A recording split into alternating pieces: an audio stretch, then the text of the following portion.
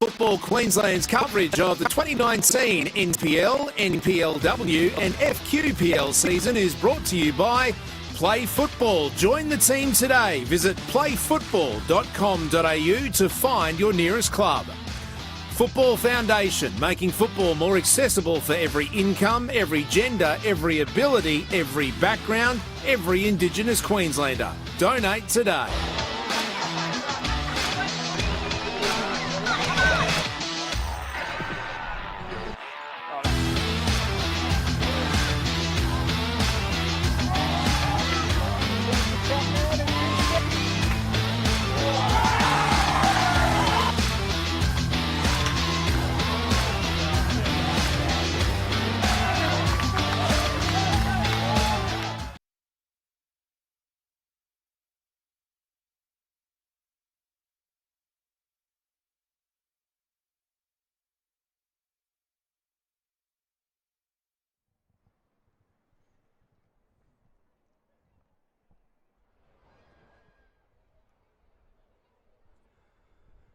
Welcome to Lions Stadium. It's the semi-final stage of the National Premier League's Women's Queensland competition. And it is the minor Premiers Lions taking on Gold Coast United, who finished in 4th spot on the ladder, but did cause Lions all sorts of problems during the season. It's one of the only teams that Lions failed to beat over the course of the campaign. 2 draws, a 2-2 match all the way back in round 13. Followed by a 0-0 draw here in the final game of the regular season. Gold Coast United then had to beat 5th placed Capalaba in an elimination final. They did so thanks to Ree Kitano's 31st minute goal at John Fredericks Park.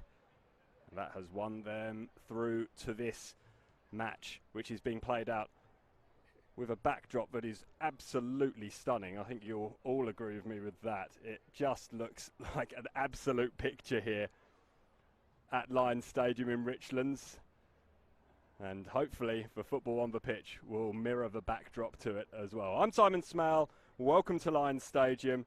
I'm looking forward to this one immensely because Lions have been playing some fantastic football over the course of the season, and Gold Coast United have not been far behind them in those stakes. Just a few messages to get through. Lions would like to thank All Sports Physiotherapy and Schultz Electrical for getting their team on the park each and every week. Gold Coast United, Kempro and Bond University are the 2 sponsors that they would like to thank as the teams are led onto the field.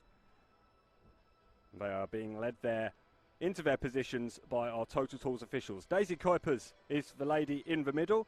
Brendan Leach and Lucinda Robertson are the 2 on each flank. I hope they're as excited as we all are. Of course, with it being semi-finals, that must mean the outdoor season is coming to a close, but that doesn't mean that you have to stop playing futsal. It's perfect for keeping fit and improving your technical skills come season's end. So make sure you keep your outdoor team together and play futsal during the off-season. Visit Play Futsal Queensland, visit playfutsalqld.com.au to find out more. Of course, we'll see one of the finest exponents of futsal in the state in the Lions captain, Marielle Hecker. She's an absolute wizard with the ball at her feet. Just incredible stuff to see her in those tight, confined areas. So coming to a futsal court near you will no doubt be a minor Premier League, National Premier League's Women's Queensland player. So certainly something to look out for if you are going to be playing futsal this season. And if the sky is anything close to being an omen, and it's beautiful orange, it's an omen for Lions. Although they'll have to go one better than their minor premiership winning men's team, who fell at the same stage last weekend, going down to Olympic for the grand final of the men's match. Of the men's competition, of course, is tomorrow at Perry Park. We will keep our attention focused on the women for now. The winner of this game will play the winner of tomorrow's semi-final between Moreton Bay United and the Gap up at Teralba Park.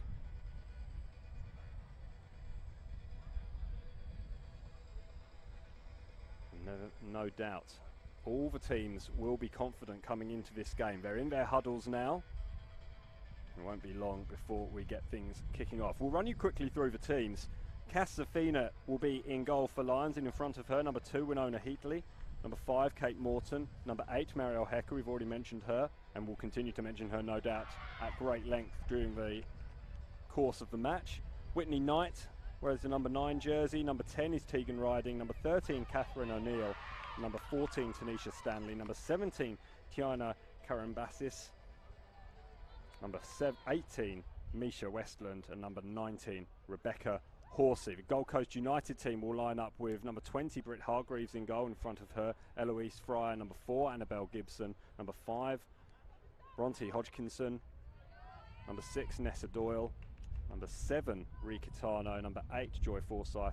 Number 9, Mackenzie Atkins. Number 10, Deanna Thompson. Number 12, Zoe Corbett. Number 18, Momo Hayashi. It's Gold Coast who will be kicking us off here today in the white kit. And we do get things underway in this semi-final, and an early, audacious effort, has to be said, from Momo Hayashi. In the end, it was off target and caught by a bemused Cass Zafina. And now we'll get the real action underway. Here's Knight taking up possession and racing into a strong but fair challenge from Momo Hayashi. It'll be an early throw-in over on that far side of the field. Mara Hecker will take it. Heavy touch by Tanisha Stanley. And the normally incredibly adept Mario Hecker couldn't keep that one in. Apologies, it's not Mario Hecker over on that far side. She's on this near side of the field.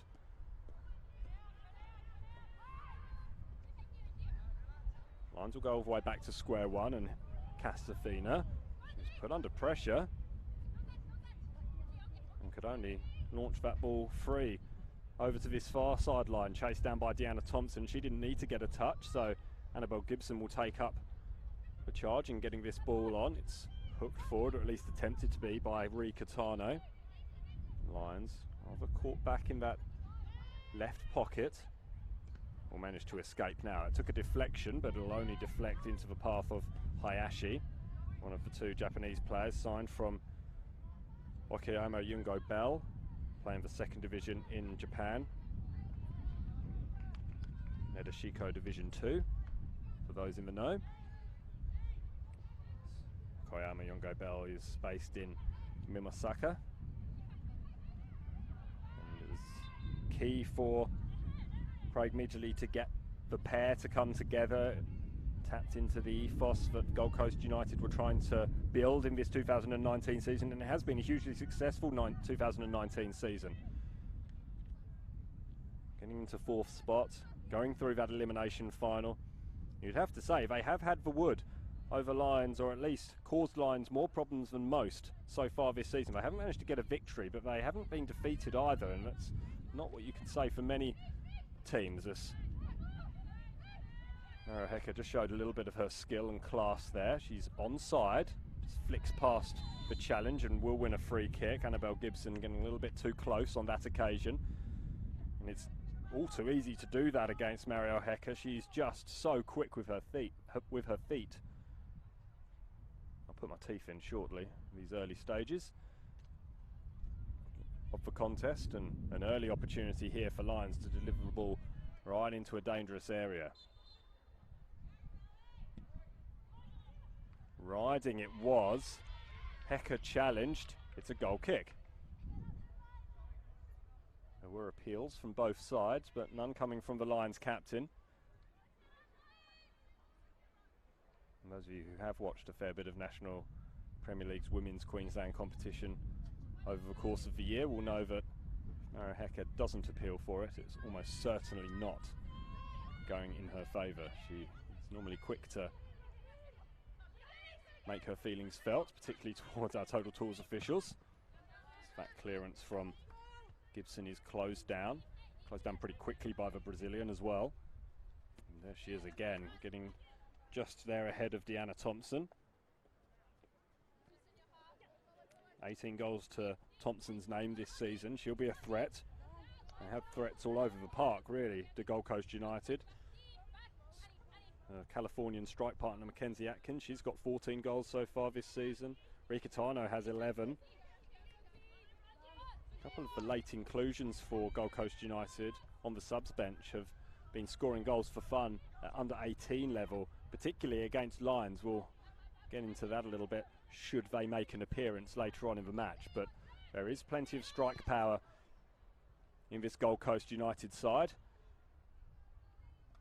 And it's not too much absent from the Lions team either. Hecker has scored at an average of a goal a game, 21 goals in 21 appearances, although that has been slightly bolstered by 3 hat-tricks over the course of the season, 2 of those coming in the last 6 games, and they were the only goals that she has scored in those 6 games, so they come in clumps to Marielle Hecker's goals. It's worth noting that she didn't play in the round 26 clash against Gold Coast United. It finished in a 0-0 draw here at Lions Stadium. Leading goal scorer for Lions is Tegan Riding, wears number 10 shirt. She'll be looked to be played in here by Whitney Knight, but Knight ran up a rather blind alley and was forced to go all the way back, and all the way back she does go to Catherine O'Neill. O'Neill switches play to Winona Heatley, and Lions will look to attack down the left now. Here's Westland. Hecker, good control from Hecker, just squares up Gibson, twists and turns, just lets Gibson know that she has the ability to turn her at her will. O'Neill needed to be secure there at the back and used Winona Heatley well, but Lions will come on the attack now through the middle. No avenue through there though, so back they go, Lions, to Heatley and O'Neill. It was left by Karambassis for Tanisha Stanley, and Stanley was fouled. Free kick taken quickly by Lions. They've had the majority of possession in these early stages here at Lions Stadium, National Premier League's Women's Queensland semi-final. Lions against Gold Coast United. Hecker with a good pass back inside to Westland. Westland goes back to Horsey, former Olympic player. O'Neill. Karambassis. Neat ball inside to Stanley. Morton wanted a return ball. Instead it's gone towards Hecker. Can't be brought under control by Horsey, so Lions will build once again from the back. Disciplined defence so far from Gold Coast United. They've closed down a number of running angles, but they can't deal with the 1-2 there. Karambassis, his pass though forward isn't a good one. Fortunately, the Gold Coast United response wasn't all that up to scratch either, and Lions once again will build from the back. The 2 centre-backs seeing plenty of the ball at the moment, but nothing to threaten the home side. Westland goes back to Heatley. Heatley struggled to get it under control initially, but did enough to get the ball away from Ricatano. Horsey. Wide to O'Neill. O'Neill had to stretch, and O'Neill does get there. Flags up though on that far side. It'll be a throw into Gold Coast United. Perhaps they can launch an attacking platform here. They do stream forward.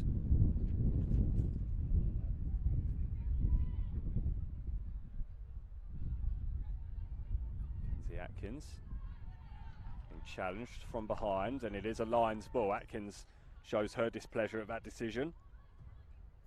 Atkins, who scored against Lions in the 2-2 draw all the way back in round 13, but hasn't scored in her last 4 games, the Californian. A bit of miscommunication there from Lions going forward as Knight just let the ball run. Here's an opportunity perhaps for Deanna Thompson.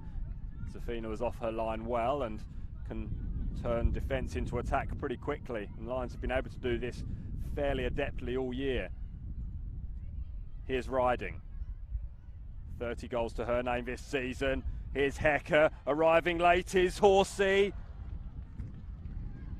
Good save, be a corner.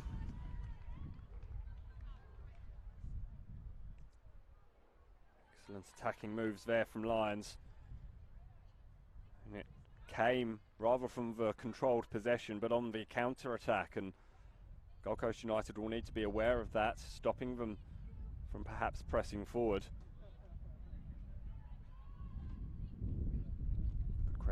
opponents here for this semi-finals. The corner is swept in. Hecker rises. She's not the tallest of players, but she got up pretty tall there. As the sun sets, the wind begins to howl across from behind our commentary position. Has been a warm day here in southeast Queensland. The wind's just taking the edge off. Shouldn't hurt the players too much, and I think the players, in fact, will be quite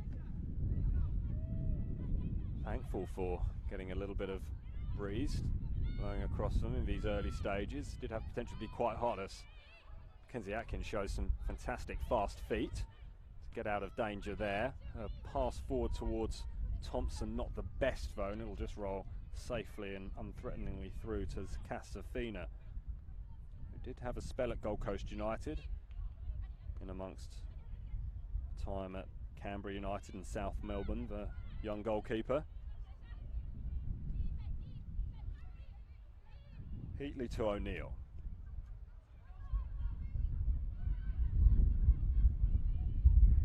Pass asked a little bit of Knights, but Lions do still have possession. Free kick is given. China Karambassis, who was a former Raw junior, went down to Sydney and unfortunately did her ACL. Spent a fair bit of time out of the game, but she's back now. Brother does play locally in the Viva Football Brisbane competitions.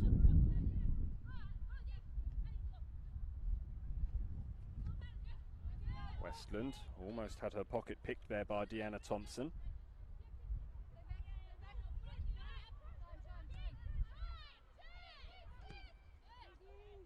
Knight had a lot of time, but still had her pocket picked by Thompson. Thompson does well there, but takes the captain, Mario Hecker, just to steal possession back, and there's a little bit of space over on that far side there for Kate Morton. Morton goes forward to Stanley. Stanley will cut back inside, a little bit too far ahead of Knight. Might still come for Lions here, but back there is Rikitano. Goal scorer last week in that 1-0 victory over Capalaba.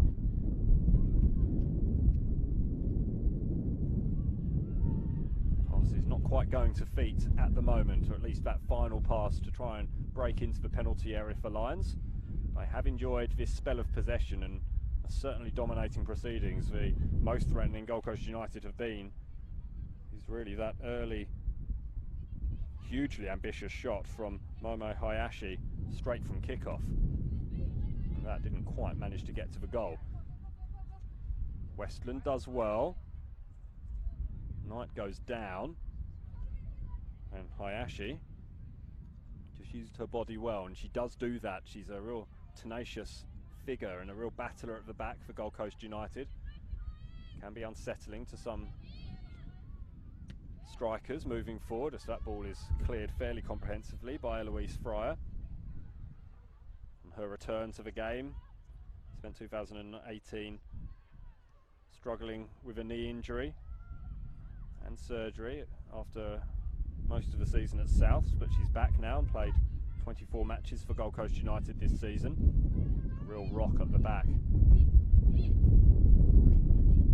might be able to notice that the right knee of Eloise Fryer has got that support, and we're getting buffeted quite severely by the wind up here in our commentary stanchion up here at Lions Stadium. Can Gold Coast United suddenly buffer the Lions' defence? They can, you know. Moves over on that far side of the field. Cross needed to come in a little earlier. Rikitano was arriving, but Lions did manage to swarm back. Oh, that's really good play to get back upfield. Suddenly a little bit of space. One-on-one for Marielle Hecker against Annabelle Gibson. Gibson would have been tasked with shadowing the live wire Brazilian. Her heart would have been in her mouth at that occasion. She won't want to be left one-on-one too many times. We've seen what Marielle Hecker can do in one-on-one situations all too often. That's a really good ball by Tegan Riding. Hecker, chests down. Shot was a weak one. I think it was Karambassis who managed to get a shot away. That's a really good clearance from Hargreaves. Kitano wins the throw-in.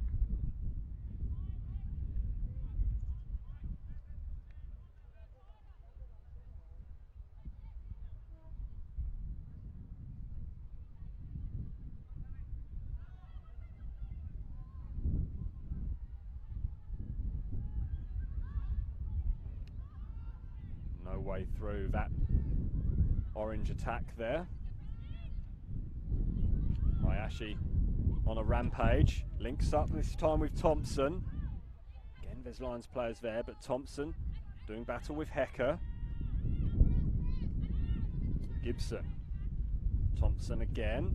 Thompson slides in, no foul given. Now Fryer. First time in the contest, Gold Coast United starting to dictate play all of a sudden. Gibson switches play to Fryer. It's not a good ball, and here's an opportunity for Stanley. Stanley plays the ball forward towards Riding. Riding advances to the edge of the penalty area. The shot's a weak one. She can't add to her 30 goals this season, Tegan Riding. Has struggled against teams in the top 4 so far this season, has Tegan Riding. Of 6 games that she's played against the top 4 sides, that's Gold Coast United. As a shot comes in, oh, it's in! Oh, how about that from Deanna Thompson? It's a miracle strike.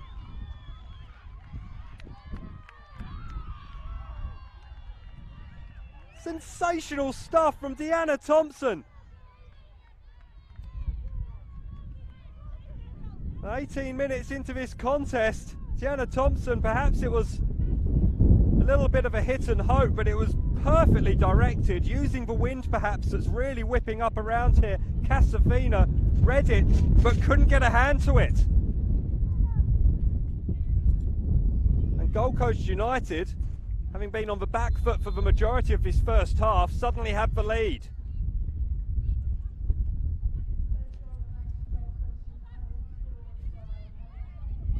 Well, that's a turn up for the books. What can Mariel Hecker do to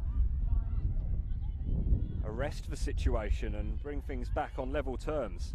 The goals came in clumps in the 2-2 draw back in round 13 between these two sides.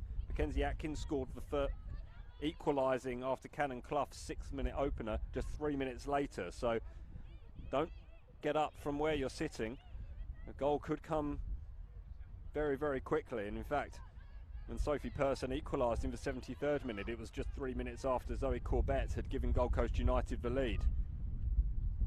Cross came in, Hecker attempted to get there, but Louise Fryer did well to clear her lines, and Lions, as we have been in the first half, the majority of the first half in fact, building possession with their centre-backs. Now Knight. Karen Bassis eventually got past 3 Gold Coast United players, but did have to get some support from Horsey. Westland, good challenge, really well challenged from Deanna Thompson, and it did come off Misha Westland last. Gold Coast United ball on this near side of the field.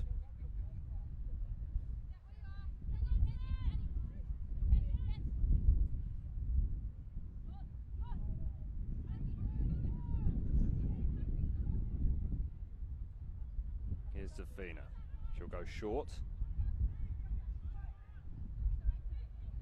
Perhaps just wonder how she couldn't just claw that ball out from the top corner. It was perfectly placed. It couldn't have been placed better from Deanna Thompson.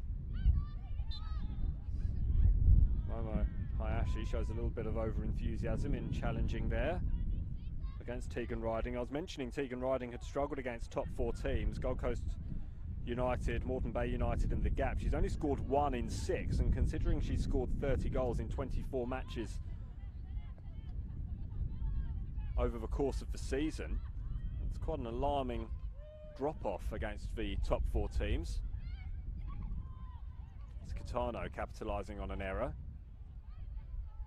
Couldn't squeeze the ball back to Zoe Corbett, who's really had a season of two halves. Only scored twice in the opening 11 games of the season, Zoe Corbett, but has scored 6 since the mid-season break, since June.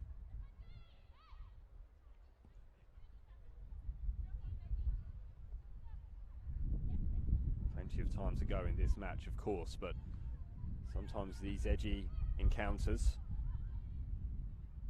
well, sometimes they're only decided by one goal, as the elimination final last week was.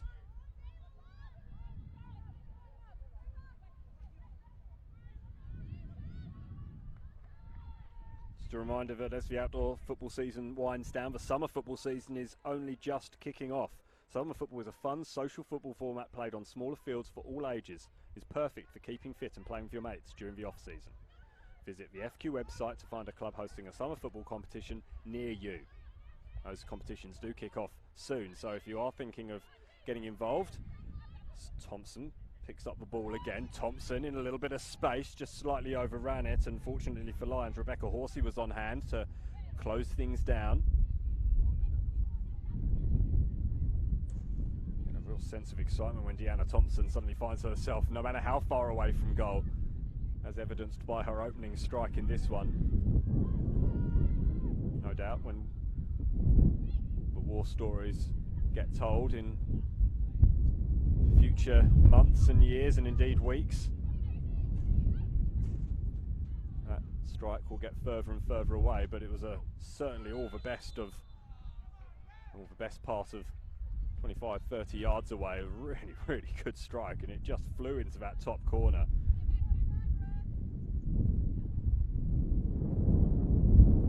Here's an opportunity for Lions to perhaps launch a ball forward. Winona Heatley in possession.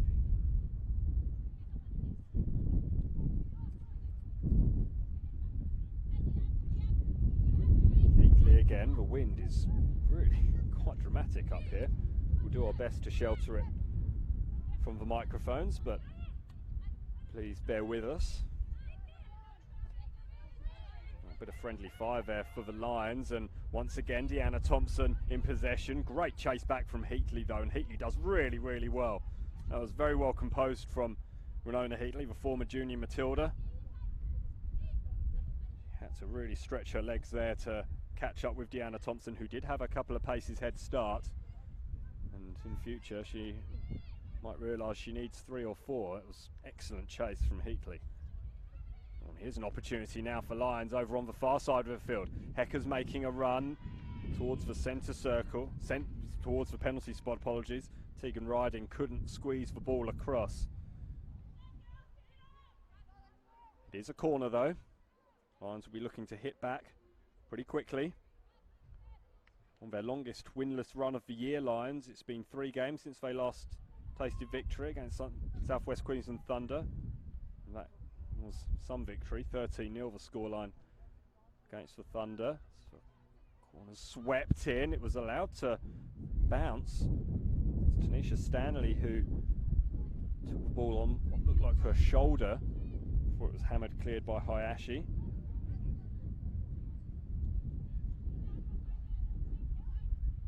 Hecker, oh, it's nice from Hecker, but Hayashi saw the danger and closed things down. She acts well in that sweeper role. She couldn't find Gibson with the pass, and Lions will build once again from this near side this time.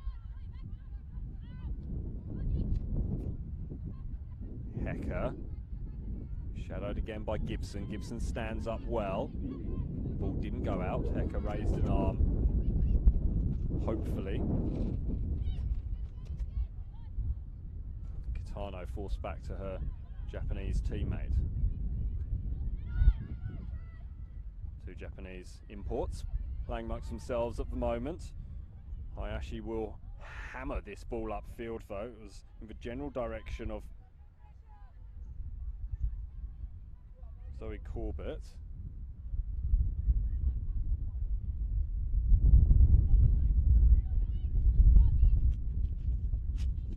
Westland.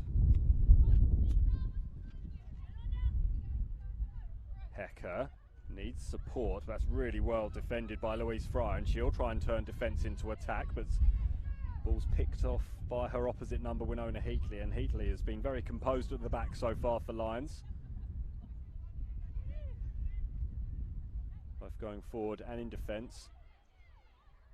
Here's Catherine O'Neill. She's normally delegated the responsibility of hammering the ball forward. Instead, she defers to Heatley.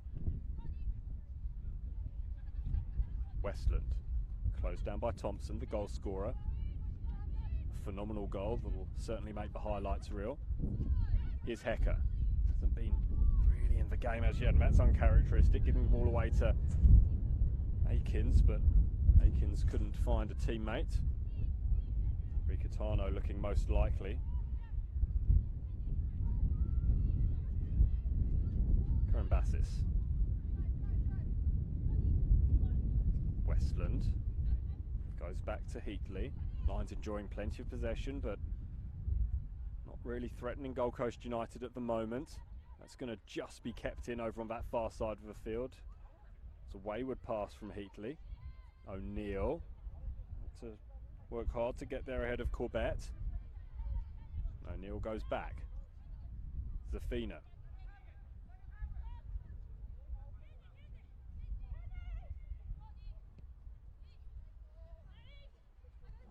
Good ball forward, but just too far ahead of Westland. We mentioned that this is Lions' longest winless run of the season. Previously, they've bounced back pretty comprehensively every time they've suffered a setback. Prior to these 2 draws and a defeat against the Gap, Capella Bar and Gold Coast United. Well read by Fryer. Fryer just overran that though and is now out of position. Can Lions capitalise? They might, through Westland. That's a shot that's going to be flashed across by Tegan Riding. She didn't get all of it. But a sighter goal for Lions. As mentioned previously, bounced back every time after a 2-2 draw with Logan back in round 6. They thumped Mitchelton next up 8-1, and then in round 13 after the 2-2 draw down at Coplix. In round 14, Moreton Bay United were on the receiving end of a 4-1 defeat up at Walter Park. Bounce back ability.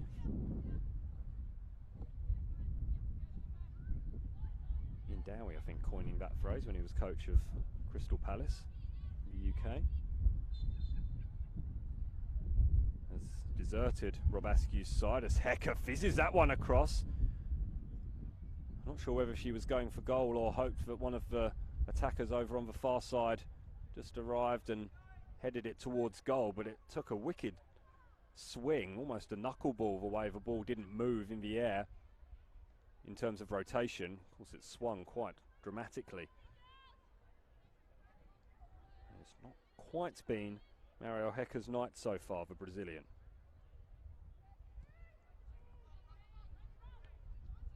As we've already noted, if she does score, certainly the case in the last month or so, if she does score, she'll normally go big.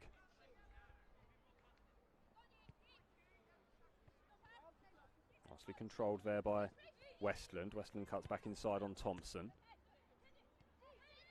Karen Bassis. Karen Bassis' ball towards Hecker wasn't the best, but she'll try and atone for her mistake here. She has 4 Gold Coast United shirts around her. Still manages to find Catherine O'Neill. O'Neill now goes forward. Again, ball's aimed towards Hecker. It doesn't get there. It gets there this time though. A 1-2 with Knight. Knight with the shot. Didn't get any of it as much as she'd have liked. And it's a comfortable save for Hargreaves. Just not quite happening for Lions at the moment, despite the weight of possession being in their favour. Here's Catano. It's closed down quickly. Kate Morton amongst the players there, and we mentioned it hasn't quite happened for Mario Hecker. It certainly hasn't happened for Rika Tano either. 27-year-old Japanese player. It's the wind, mercifully for now, starts to abate. Starting to get a little bit hazy. We were warned of a bit of a smoke haze coming across southeast Queensland from the fires burning in northern New South Wales. Do wish and hope that everybody's safe and stays safe down there and listens to the warnings.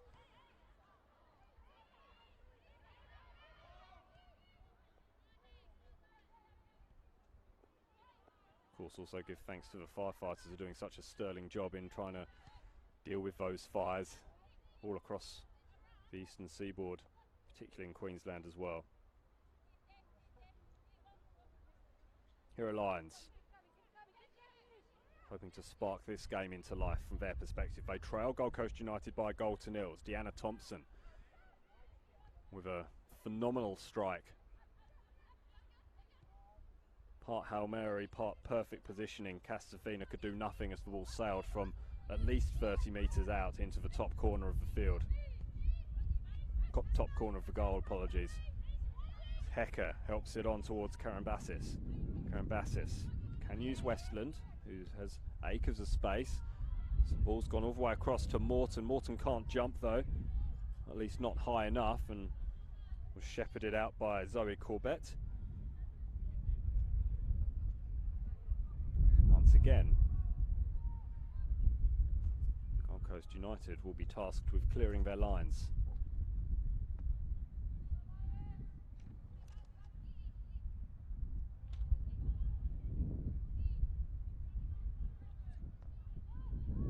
They don't do so very well. Lions have the possession now with Riding, but Riding can't keep it in. It's a Lions ball though. Just a reminder about the Audi Mini Roos kick-off, introductory program for children aged between 4 and 9. 45 minutes game-based activity every week, and every child receives an Audi Mini Roos participant pack, which you get a boot bag as Hecker fires a shot in, and Hargreaves had it covered, but again Maro Hecker showing that she wants to get involved in the game, and the more she does get involved in the game, the greater Lions' chances improve, you'd have to say. Here's Kitano. Tries to find Thompson. It was headed away and headed away well by Westland. Oh, it's nice football there from Tegan Riding, but after getting past 2, she couldn't escape the 3rd.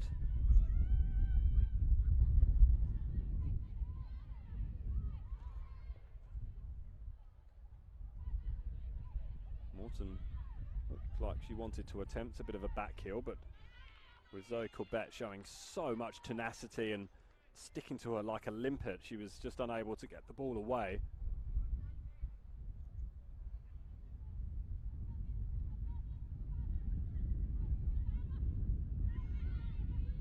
Knight may have an opportunity here.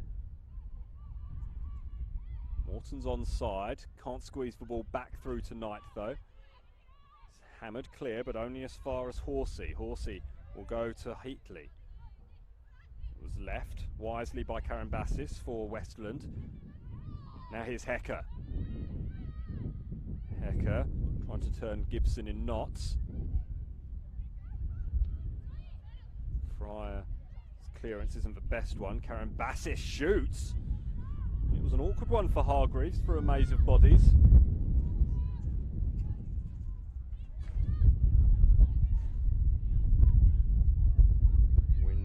Picked up once again as Horsey delivers the ball back forward. Eloise Fryer, tall figure at the back, manages to head that ball away. Will be a Lions ball though.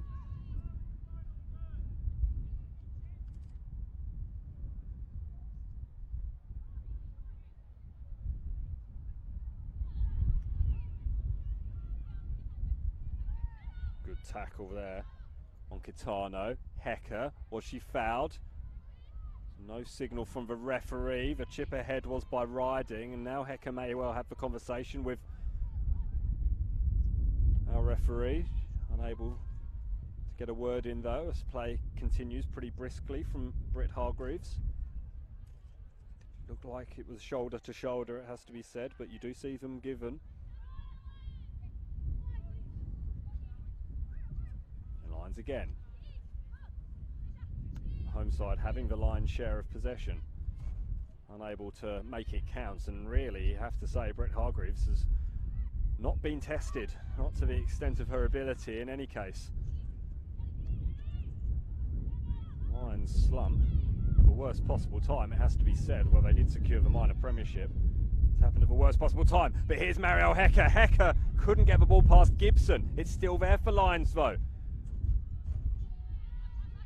Like Knight just ran into a brick wall there in the form of Momo Hayashi. Good defending from Gold Coast United because they were prized open very briefly there by Marielle Hecker and the rest of this Lions side. Brazilian just couldn't capitalise, and Rob Askew will be starting to scratch his head as to what he has to do to beat this Gold Coast United side. He did have success against Gold Coast United as gap coach, beating them twice in 2018 by 4-3 and 6-1. He'll take either of those score lines at the moment. In fact, I think he'll just take a goal. And it doesn't look like, and it hasn't really appeared that a goal has come close to being around the corner for Lions, it has to be said.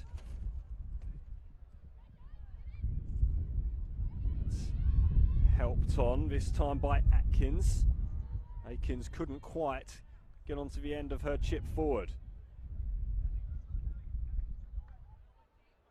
Pressure on Lions as premiers, you'd have to say. Gold Coast United perhaps benefiting from having a competitive game last week. They have not been in as big of a slump, or indeed any slump at all, in the last few weeks of the season. They did suffer a 3-2 defeat against Western Pride, which may have come as a bit of a surprise based on ladder position, but they did beat Capella Bar by 3-1, Moreton Bay United by 1-0, and then the draw against Lions here, of course, was then backed up by a 1-0 elimination final victory over Capella Bar. So they are in form that has deserted Lions, and they may well look to make Lions pay a little bit more here as they have a free kick in a dangerous position. It's whipped in, doesn't beat the wall,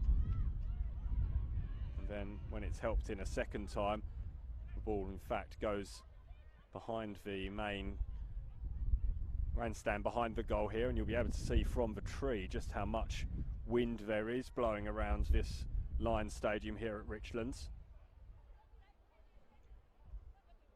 We were warned the wind would come,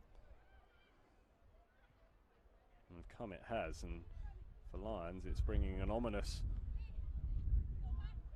premonition perhaps as it's coming from the south, and Gold Coast United have been very impressive. It's blowing them towards success as Hecker gets around the outside. It's fallen perhaps for Knights, doesn't fall kindly enough though. Horsey back inside.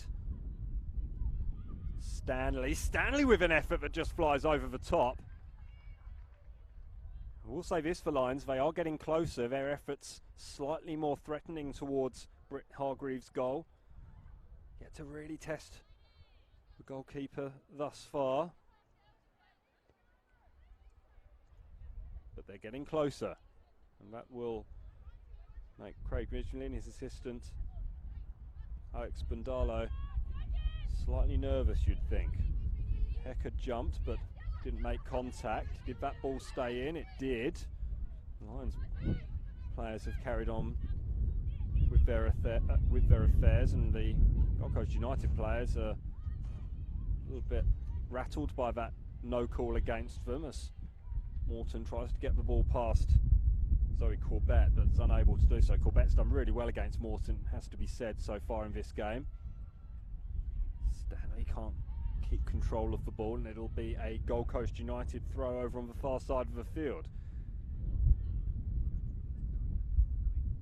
Lions did lose here in the semi-final last year, we should remember, 4-1 against the team that finished 4th on the ladder.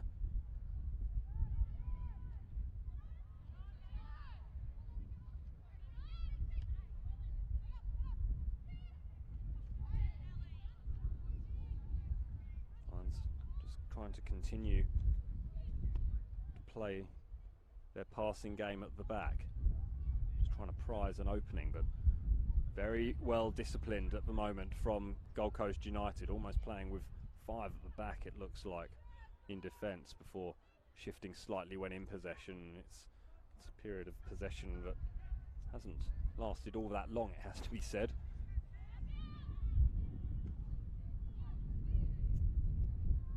Karambassis, a ball forward towards Knight, didn't fall to feet, but Knight does have possession now. Ball forward towards Riding. It is a goal kick, and Momo Hayashi got absolutely clattered there by Tegan Riding. She really put the pressure on, but Japanese woman's got to her feet with no fuss. There may be some words exchanged, but Momo Hayashi's a robust figure. He's able to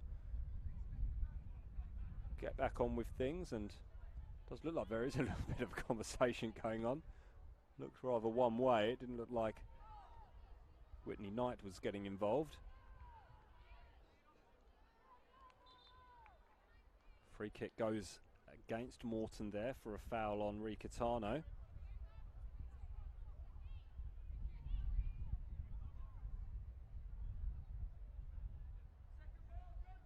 And Hayashi, who along with Ricatano joined from Okayama Yungo Bell from the Nishideko Division 2 team in the off-season.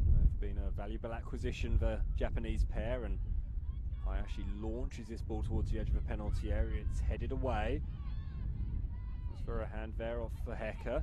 It's not picked up. Eloise Fryer has to go back towards her own goal, uses Hayashi, and Hayashi once again uses that strong right boot to launch the ball forward, and offside is the call against Deanna Thompson. Obviously came back from an offside position, certainly wasn't offside when she picked up possession. Lions still building from the back, still trying to prise open this ironclad Gold Coast United defence. Will they do so before the half-time break? Time is marching on. They trail by a goal to nil, and it was Deanna Thompson who got that goal. An audacious effort that had Casafina scrambling at air.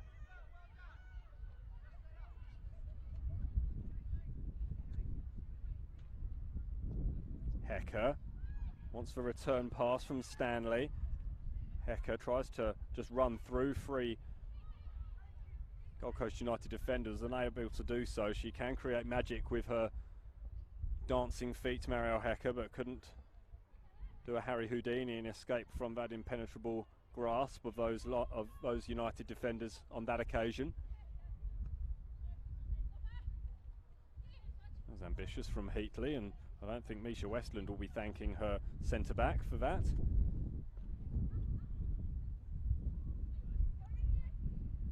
Gibson. Looping throw to Hayashi. She wouldn't have enjoyed that with a Lions player bearing down on her in the form of Knight. At the other end, Heatley does well to get the ball back to Casafina, and then Safina will go wide to O'Neill. O'Neill goes forward to Tanisha Stanley. Stanley goes back to O'Neill. Now Heatley again. Love to know how many touches Heatley and O'Neill have shared between the pair of them. Dare say it'll be first and second on the list in this match so far. They've enjoyed plenty of possession, but haven't really been able to direct traffic ahead of them to the extent that they would have liked. Ricatano certainly was expecting the challenge from Tiana Karambassis.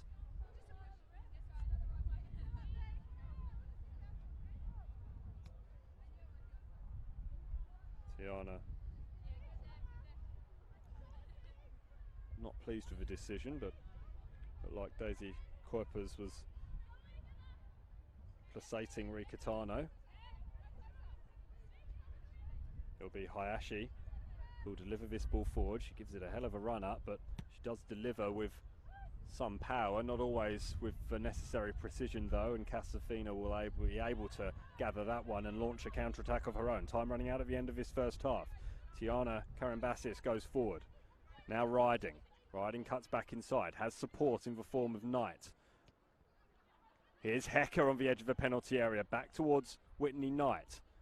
Now Morton. Knight's on the outside. That's a really good defensive positioning from Zoe Corbett, and she did really well there and does really well to get that ball forward. Can only find Rebecca Horsey with her clearing ball though.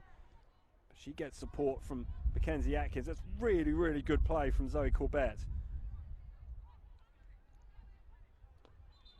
She has been given a bit of a runaround over on that far side of the field, but almost every occasion she's found herself in an ideal position and has done very well on that occasion once again to snuff out that chance.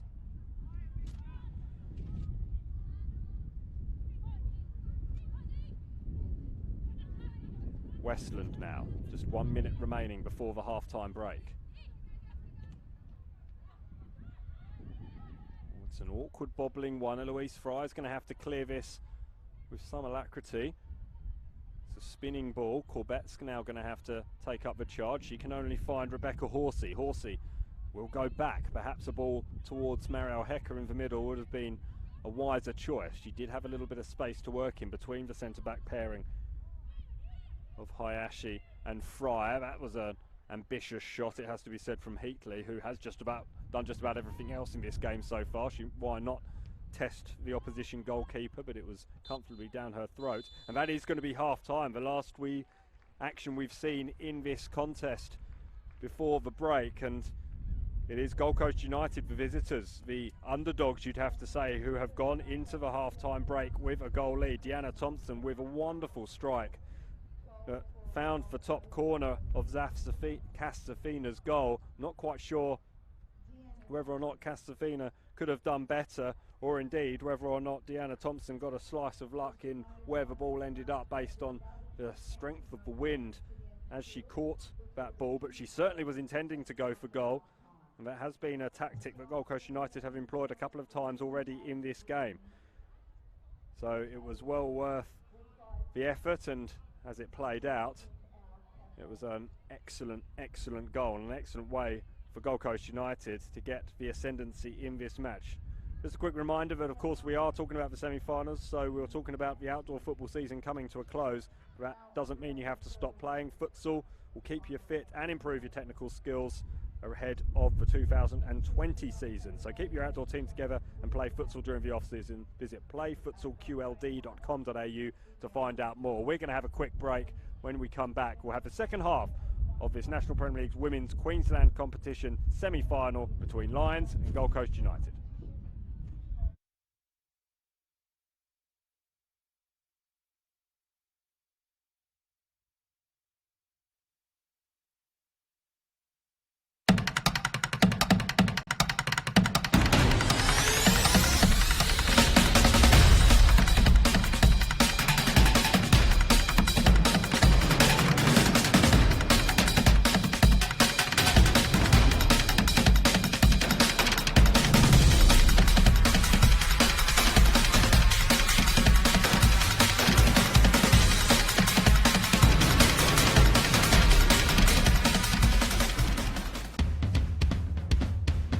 When you get to your 70s, you want to still keep moving, and that's the whole idea. And then with this sport, you get your aerobics because you're walking, and people think walking. Well, you can see behind me we're getting a workout. Of course, the accent here is on passing, so you've got to use a bit of brain power as well, and it improves your balance because you're standing and you're over the ball. I'd highly recommend it. I mean, I can't wait to get here each week.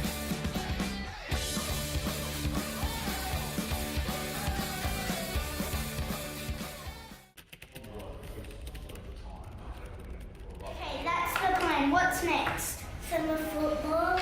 How do we get more people involved? That's a tough one. Tough one? Oh, come on. I'll tell you. The beauty of this summer football is you don't have to do any of this fitness. You just get in and play. Come on. What are you doing, lads?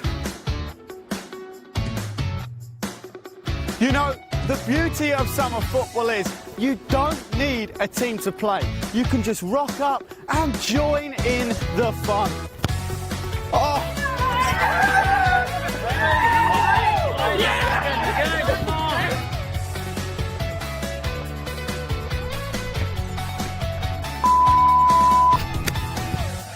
And the beauty of summer football is It's just fun.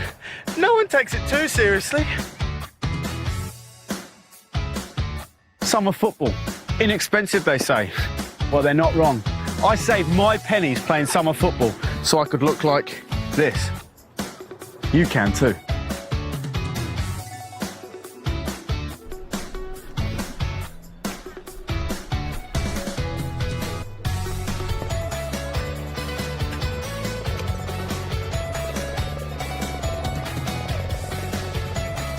Can we play for somebody else?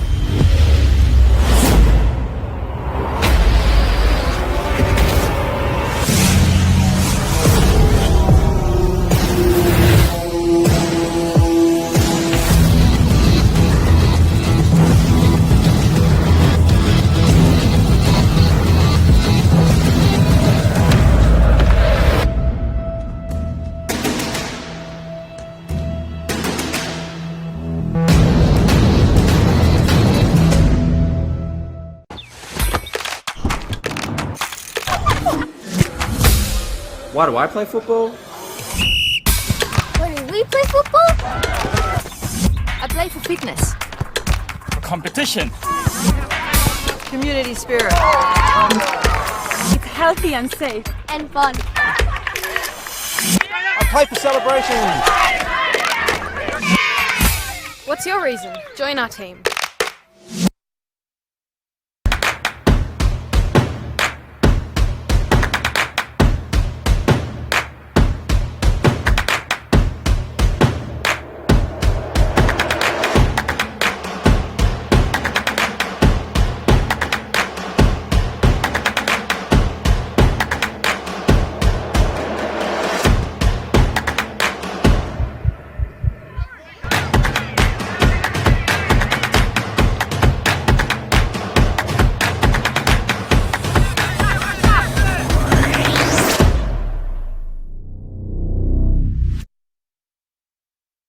We swear a lot at Total Tools. We swear by our range. We swear by our service. And of course, we swear by our prices. So you'll know that you're buying at the best price every day. Total Tools. Every tool, every trade. When you get to your 70s, you want to still keep moving, and that's the whole idea. And then with this sport, you get your aerobics because you're walking, and people think walking. Well, you can see behind me we're getting a workout. Of course, the accent here is on passing, so you've got to use a bit of brain power as well, and it improves your balance because you're standing and you're over the ball. I'd highly recommend it. I mean, I can't wait to get here each week.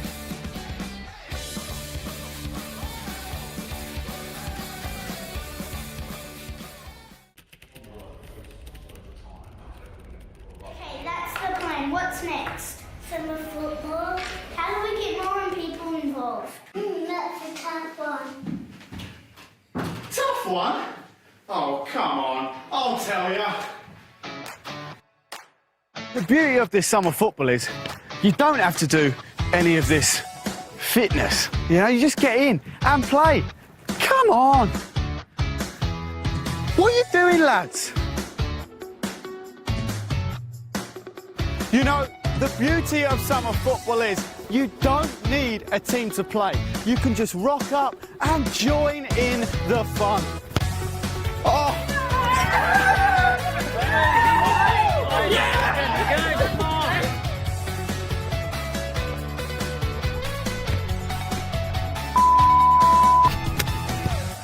And the beauty of summer football is it's just fun.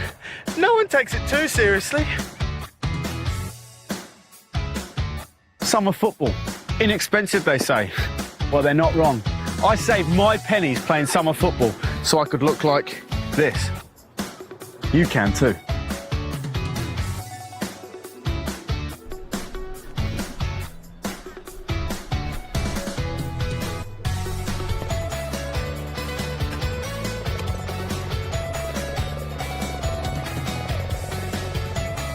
Can we please for somebody else?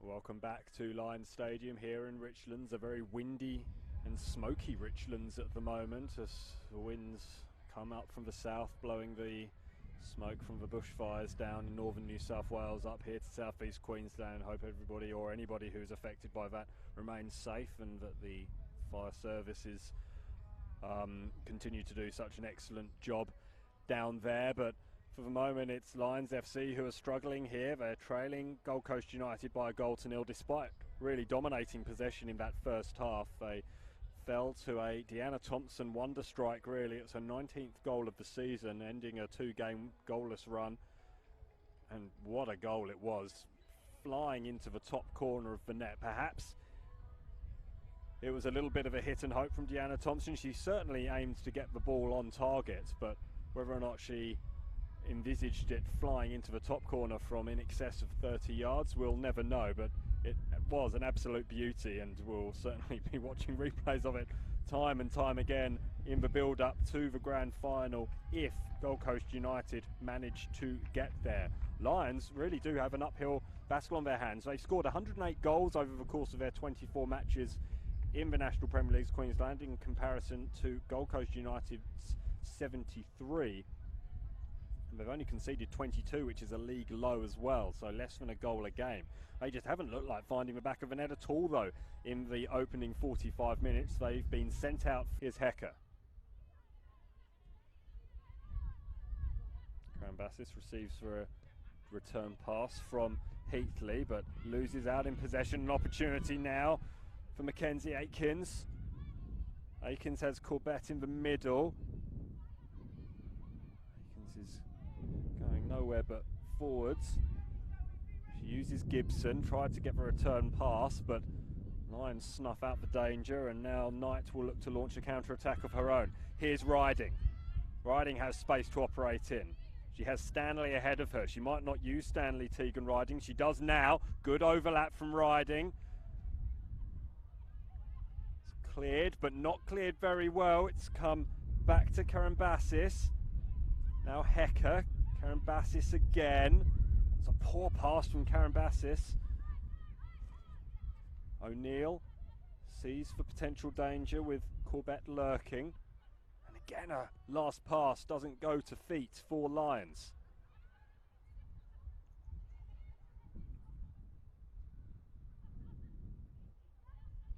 Horsey forced to check back. Westland gets in a spot of bother, but Horsey bails her out. Horsey gets past two. Hecker's made a run. Lions opts not to use her. Riding tries to do it all herself. It's still there for Lions.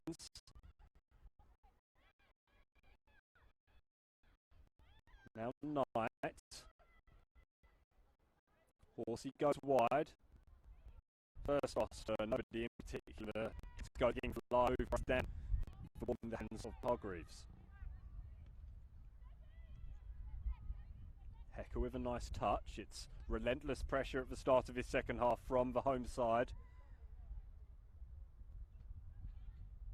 Hecker once again chooses to ignore the run of Ryan, but then with the little flick and the back heel, cross comes in. Fry deals with it. There was a handball there from Rebecca Horsey. The free kick will go the way of the visitors.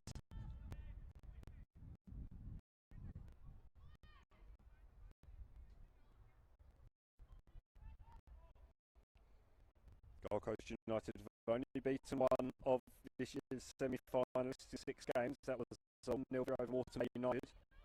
Drawn Figo and been beaten twice, so they are a tenacious side. Gold Coast United.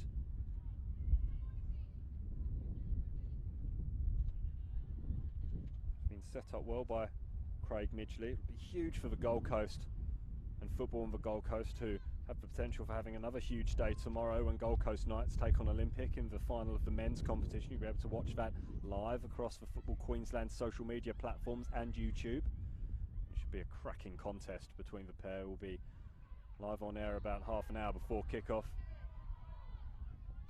Hecker, and indeed all the players in the vicinity, quite violently remonstrating as to which direction that throw-in should go.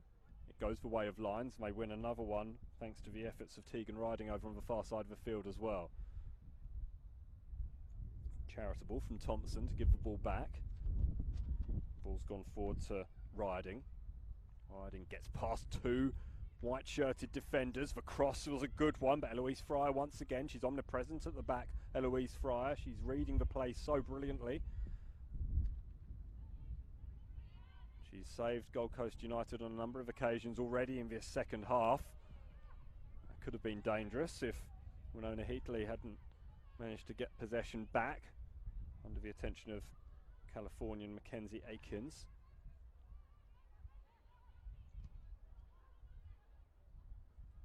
Bronte Hodgkinson slammed that ball against a Lions attacker. It came off a Gold Coast United player last. Karen Bassis. It's a heavy touch under pressure from Corbett. There's once again Louise Fry just darting in and out. She manages to disrupt play so well from centre back. She's going to have to rely on her other defenders here as Morton goes wide to Stanley. Stanley does really well. Stanley puts a cross in. Fryer is there to head the ball away at the near post. O'Neill with the shot. Again, didn't get all of it. She's only scored twice this season after taking 2018 off. Former Souths and Gap player. She didn't look like adding to her tally on that occasion either.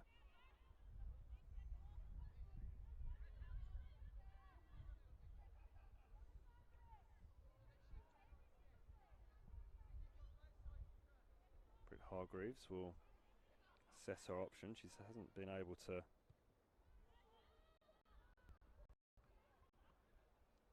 find a target too often from those goal kicks, and she failed to do so again on that occasion. Hayashi has some work to do, and she does it absolutely fantastically at the back. Lions try and stop the pass going forward.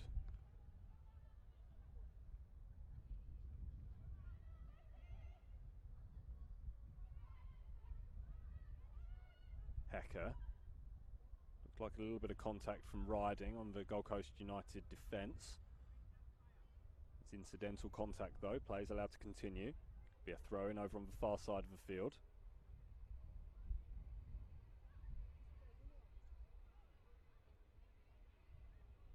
Space for Riding to bring the ball down. Doesn't have too much room to operate in, and Hecker is going to be forced all the way back. It was a risky pass. Heatley was alert to it though, and plays the ball now wide to Karen Bassis. Karen Bassis has a lot of space. There hasn't been that much room available all night, and she doesn't use it to the best of her ability, and indeed to the best of Lions' advantage.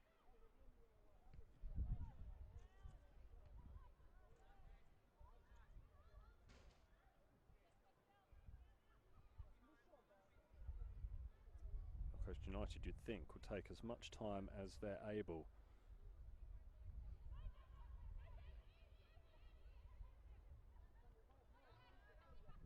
During this game, they have no inclination to press forward.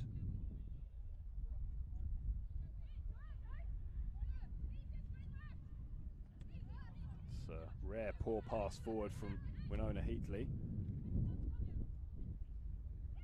Karen Bassis takes up possession now.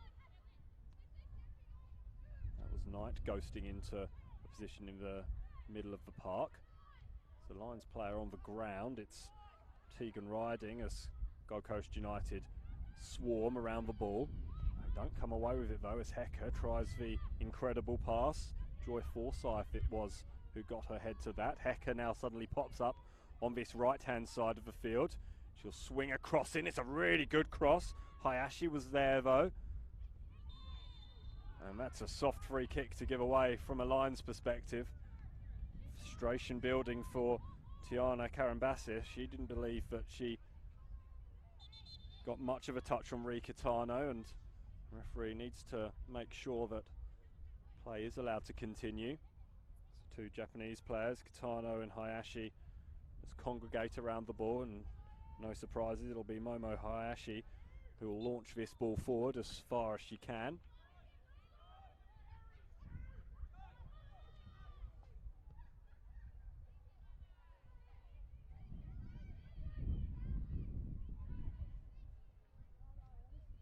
Hecker forward towards Knight. Again, those long balls get the ball upfield, but they haven't worked too effectively for Gold Coast United. Here's an opportunity now for Stanley. That's really good save from Hargreaves. She raced off her line and was brave at diving at the feet of Tanisha Stanley, the former Raw Girl could not add to her tally of 3 goals this season. It was a really good save from Britt Hargreaves though. That's probably the most dangerous Lions have been. Here's Hecker looking to add to the list of chances that she's been able to create. Her ball inside tonight was cut out though by Hayashi. And was played out over on that far side of the field by Westland. Just to stop Gold Coast United taking the ball away. Hecker manhandled Kitano off the ball. Kitano goes to ground again. Needs to show a little bit more strength in positions like that as Joy Forsyth snuffs out the danger against Tanisha Stanley, who came so close there, but for a brilliant save by Brett Hargreaves. Stanley perhaps caught in 2 minds whether to take the ball round the Gold Coast United goalkeeper or just lift it over the top. She needed to make a decision quickly and dallied a little bit too long. As Hecker cuts the ball back inside. She's appealing for something. Whatever it wasn't given. And there is a certain freneticism about the way Gold Coast United are defending at the moment. They're just hooking the ball clear. And you have to think that if Lions do get a goal, the floodgates may well open. Hecker lets the ball do all the work and gets in behind the defence once again. Now Hecker up against her perpetual shadow, Annabelle Gibson. That's Knight racing into the penalty area, but once again, ball is slightly overrun and it'll be a goal kick for Britt Hargreaves to take.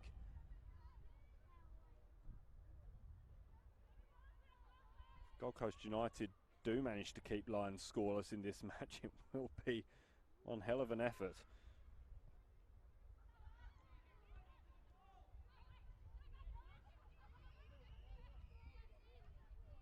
Long way to go yet though. Here's Morton. Horsey. Karen Bassis rather overran it. It's still there through Westland. And there's poor control, and there are 2 Lions players trying to create an overlap on this near side of the field, and the ball was never going to be able to get over here. Hecker jumps and heads that ball away.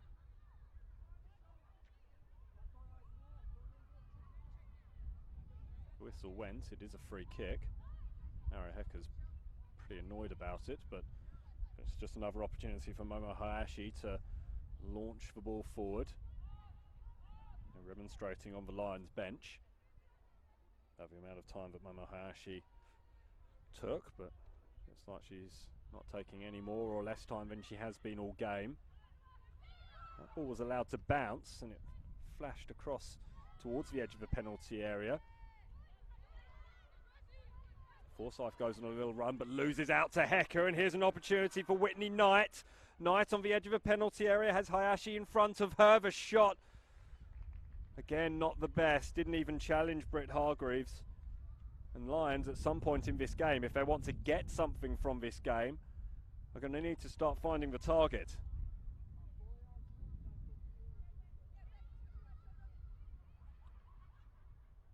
Joy Forsyth went on a little run, perhaps slightly ill-advised from the young girl who lives in Grafton. Free kick goes against Tiana Karambassis, and once again it is Rikitano who appears to go down quite easily. She springs to her feet. Didn't look like there was much contact there at all. I'm pretty sure that's what Tegan Riding's asking for. Momo Hayashi certainly taking her time over this one. Gets the thumbs up from Tegan Riding for getting back in the right position rather than discussing with the referee. Tegan Riding made the jump and was about 3 yards away rather than the allotted 10. That'll be a goal kick, I think. I know it's a corner for Gold Coast United. It was well left by Zoe Corbett.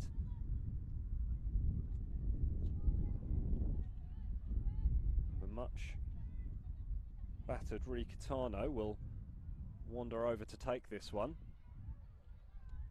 Nessa Doyle makes her way up into the penalty area and will occupy a spot next to Cass Safina. She's only scored 1 goal this season. That came all the way back in April against the Western Pride. Came off the head of Momo Hayashi. It'll be a goal kick. And all 3 Lions players who were in the vicinity let our referee know it.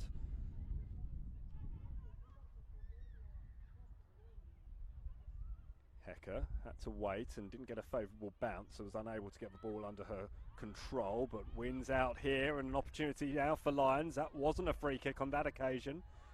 Look at the space for Morton on this near side. Morton will let fly here, took a deflection, and it was hammered away by Hayashi. It could have been quite unfortunate, the deflection off Joy Forsyth, who looks like she might be struggling a little bit. She's holding her right arm in a funny position. Just looked like she was just rolling the shoulder a little bit. We'll keep our eye on that one. Knight. Being closed down by Gibson, tries to squeeze it through, does so. Not on the same wavelength, these Lions attackers. Karen Bassis losing out there, but it'll be a Lions ball once again. Karen Bassis receives it from the throw-in.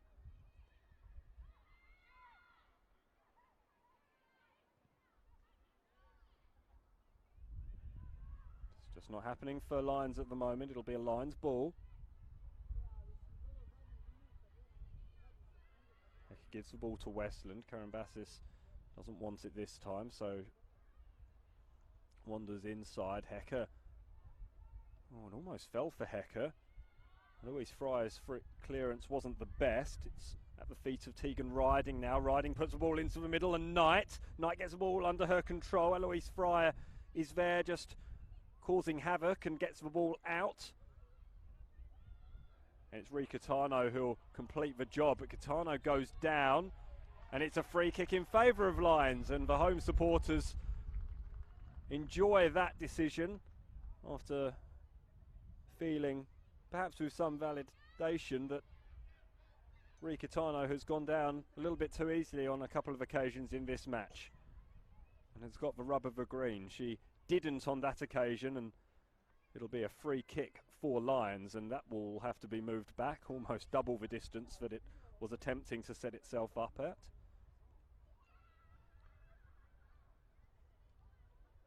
There are plenty of Lions players in that penalty area, but they're matched by the number of white shirts defending. Swept in towards the back post, it's overhit, and another chance goes begging.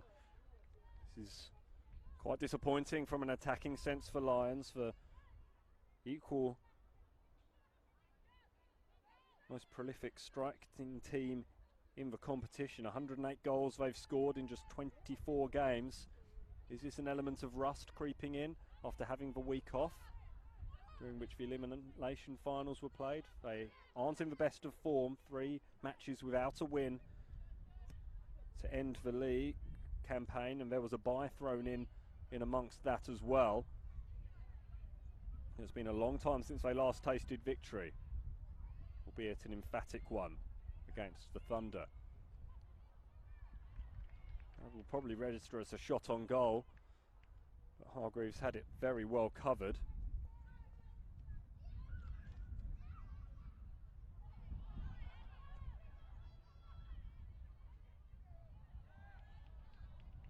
It's not kept in by Deanna Thompson over on that far side of the field.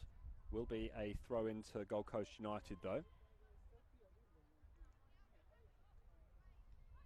Flicked on. Thompson will give chase, but O'Neill was there. Safina goes to Heatley. Heatley has a dangerous pass, but has prized open this defence. Heavy touch from Stanley isn't punished by Joy Forsyth. It's gone into the middle now, and Riding tried to find Mario Hecker, but was being closely shadowed by Momo Hayashi, and did just enough, I think, to distract Tegan Riding, and she could only put her ball into the chest of Britt Hargreaves, but Lions will come again. Here's Stanley. Oh, that's a strong challenge on Karen Bassis. Karen Bassis has stayed down. And after spending the last couple of moments saying that Rikitano was looking a little bit lightweight, she left one on her opponent there. The yellow card's been shown.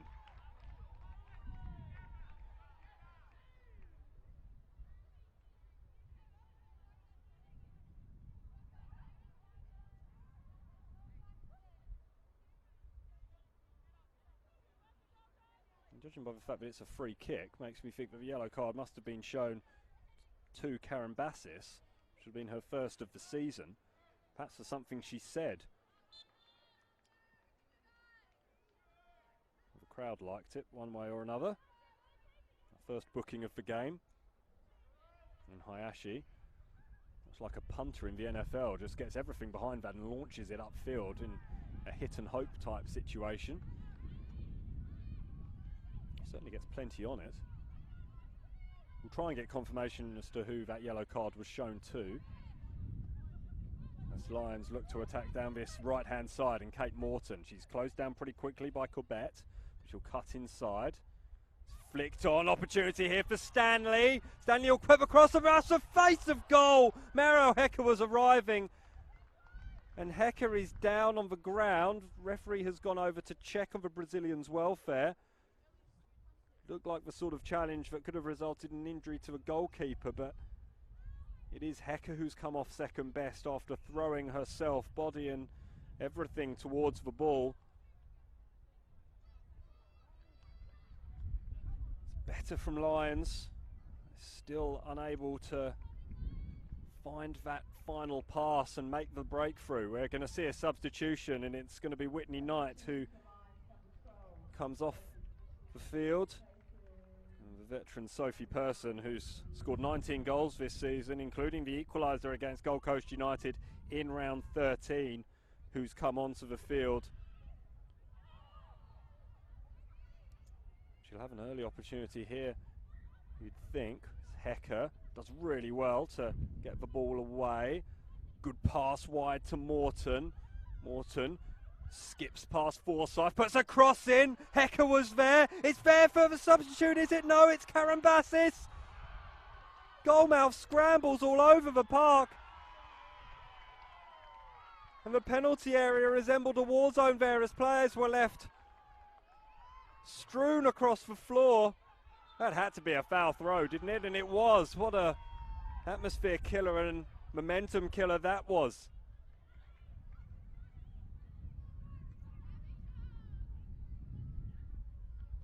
But despite the pressure building, Lions still don't have the equalising goal. They're getting closer though, and they didn't come much closer than that. A couple of shots came flying in, the most potent from Tiana Karen Bassis after a really good cross from Kate Morton. They'll keep coming, will Lions.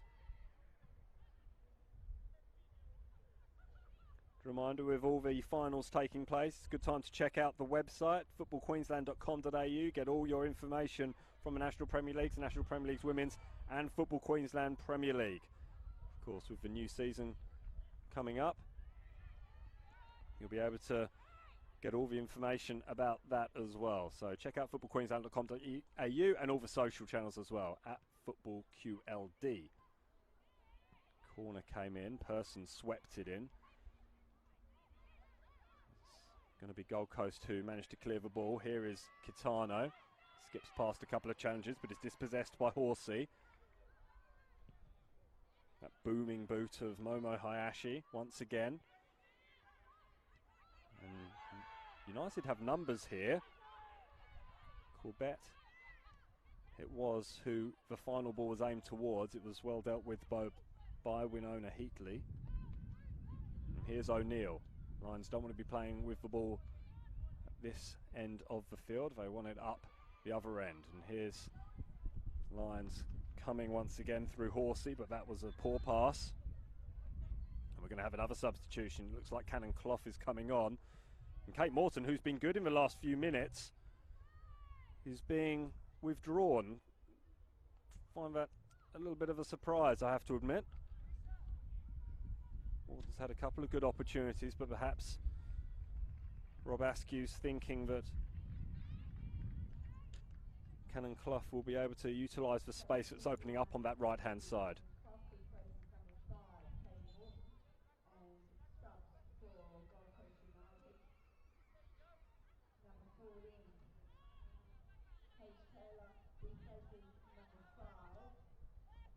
Archie Hodgkinson's come off for Gold Coast United. Paige Taylor is on the field.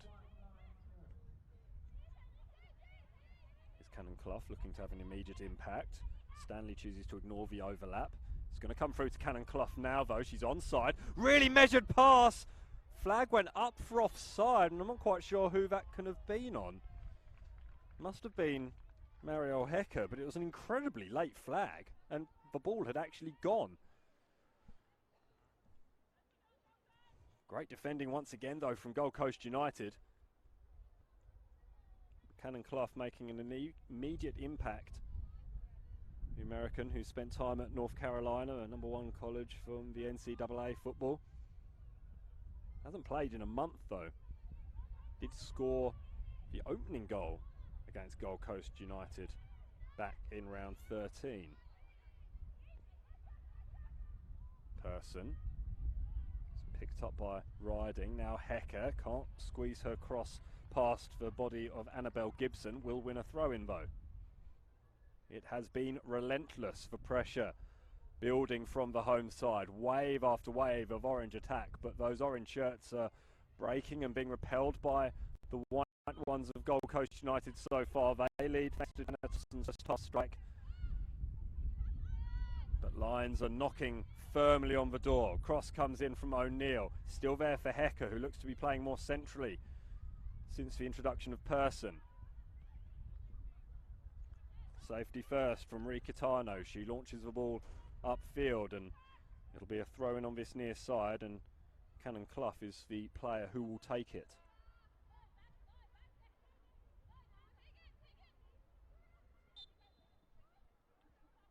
Free kick is given. The advantage perhaps could have been played to Lions there. Tegan Riding had got the better of her opponent, who I think might have been Ricatano. One of Ricatano or Nessa Doyle.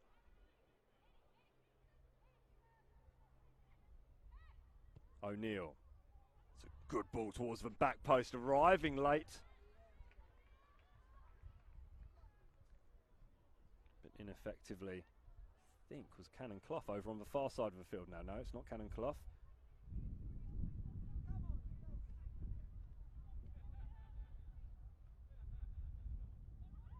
It's Westland, so disappointing end to that move. It was a good ball from O'Neill.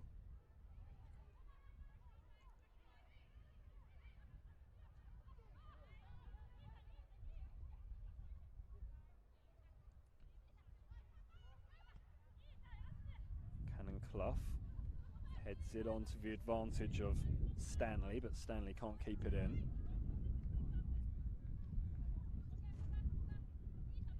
Shake of the head from Cannon Clough.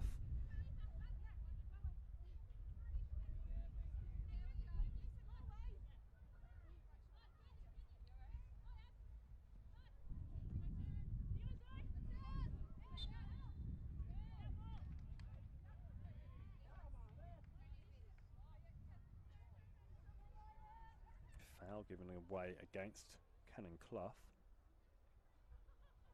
Essador did well. Zoe Corbett, sorry, did well.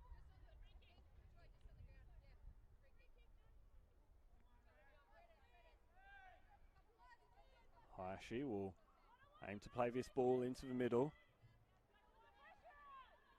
Gold Coast United not committing too many bodies forward, just 5. A late run though from Kitano. No white-shirted player got near it in the end. Hecker opts for safety first though.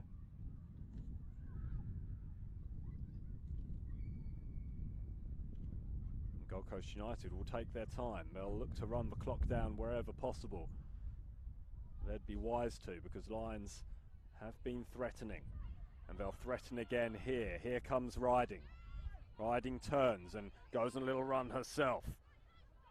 Has Stanley ahead of her. Stanley's going to force Forsyth into her defensive duties. That's really good work from Eloise Fryer. Full stretch, full commitment at the back. Here's O'Neill. O'Neill to Hecker. Karen Bassis asked a lot of Westland. Westland keeps it in really well and keeps the move alive just about. Heatley. Here's Sophie Person. She's got a fierce right boot on her. Chooses instead to go wide to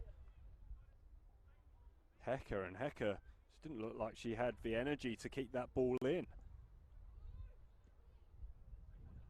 Certainly appeared that it was there to be kept in.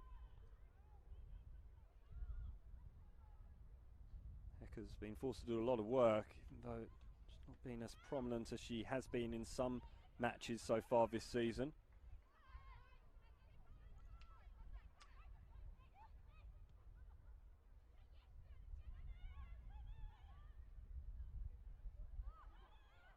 Heatley. Karambassis. Choose to keep it central. Stanley. Oh, that's really nice from Westland. Westland gets a shot away. It wasn't that far away. It wasn't Westland either. It was Rebecca Horsey. Apologies, Rebecca. It was good footwork from the left back, and she did really, really well to just squeeze the ball through, but just went wide, and it was well judged from Brett Hargreaves. Just trickled across the face of goal and past the outside of the post. Some nice little touch. Over the top. It's a really nice touch from the substitute, Paige Taylor. Over the top here for Thompson. Thompson through on goal. Brilliant save for Safina.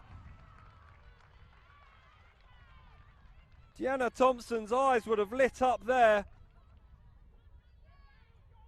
She did so well to use her body to shrug aside the defence of Winona Heatley, but Casafina stood tall and stood strong and got two strong hands to that ball and palmed it out for a corner kick. For all of Lions' pressure, it's still Gold Coast United who threaten. And they still have the lead through Deanna Thompson, but she came so close to making it two. She'll look to do so again here. Kitano swings it in.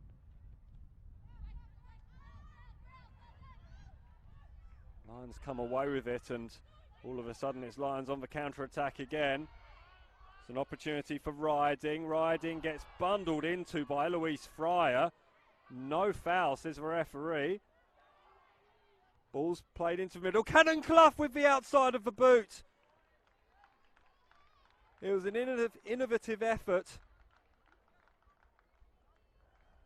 Seemed to be no ill effects from Eloise Fryer or Tegan Riding. They're both gingerly getting back into position. In fact, it's Momo Hayashi who put her body on the line at the other end to try and get her head onto that corner kick from her fellow countryman.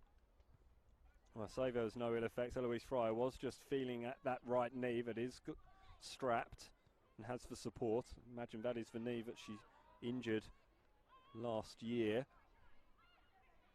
Psychologically, you imagine every time the knee, after a serious injury, every time the knee came close to getting contacted, you'd know all about it. She's just adjusting that strapping now. And eyes up to the blackened sky here in Richlands, just hands on her haunch, sitting on her haunches as well now. She's really feeling whatever it was in that collision there with Tegan Riding, but it was such a vital intervention. Kitano goes down, looks for a free kick, doesn't get one. And there's some appreciative applause from the Lions supporters. Sophie Person helps that one on, only as far as Doyle, who puts it back to Person. Now Person will look to keep the ball in her possession. Here's Horsey. Ball forward wasn't the best, and it's hammered clear by Hayashi. Lovely touch. 10 out of 10 there for Catherine O'Neill. Stanley wanted Cannon Clough to make a run. Instead, she squeezes it through now. It's pinballing around off the boots of Zoe Corbett. Here's Horsey in the middle once again.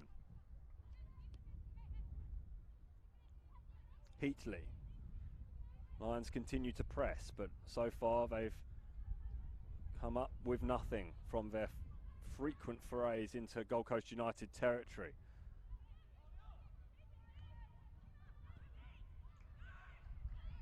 Ball just aimlessly pumped forward on that occasion by Akins. No chance really of Deanna Thompson getting there. Talking from one American to another, here's Cannon Clough. She goes wide.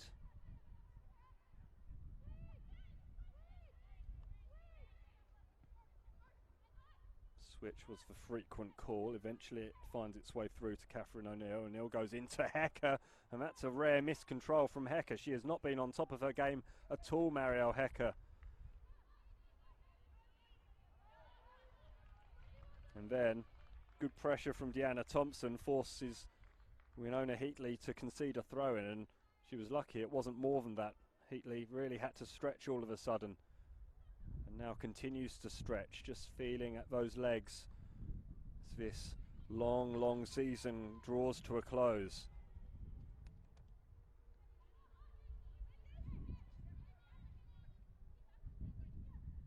Lions need an equaliser, and they need it soon. Here's Cannon Clough, the substitute. Goes forward towards Stanley. Stanley tried to go around the outside of Forsyth. Instead goes inside and leaves Zoe Corbett on the ground. Here's Person. If anyone can change the game with one swing of the boot, it is her. Not on that occasion though. Lions will come again. O'Neill. That's a really good ball by O'Neill. Riding, Crabs inside. That's a great tackle from Fryer, a really good tackle. Once again, Fryer has been immense at the back for Gold Coast United. Heatley to O'Neill. How far forward the Lions centre-backs are now. She pumps the ball forward, O'Neill, and it's wasted once again. The arms wide outstretched from captain Marielle Hecker. She wants the ball played towards the feet, and it's just the final ball forward that's been letting Lions down all evening. And as things stand, the Premiers are facing an early exit, just as their men's team did last week. And Gold Coast United, their first appearance in the National Premier League's Women's Queensland Finals, may well be looking at a maiden grand final appearance from 4th spot on the ladder. They survived an elimination final by a 0-0 against Capalaba. They lead Lions, the Premiers, by a 0-0 here at Lions Stadium, and they could make it more through Deanna Thompson. Deanna Thompson playing a lone hand up front. She wins a corner, second best thing for Gold Coast United at the moment, keeping the ball up in the Lions' defensive third. Casafina is in no mood to allow Gold Coast United to take their time. They will take their time. Don't make any mistake about that, as Rikitano and Momo Hayashi just exchange tactics.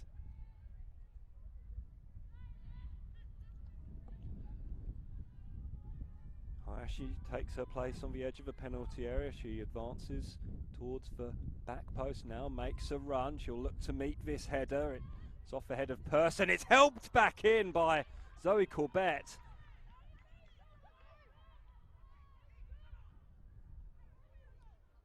And Lions have the hurry up. Time is running out for the hosts.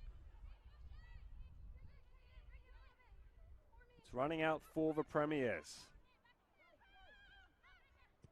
O'Neill asks a lot of Cannon Clough, but Cannon Clough has the answers. Cuts back inside, past a weary Zoe Corbett, goes down. No free kick, says the referee.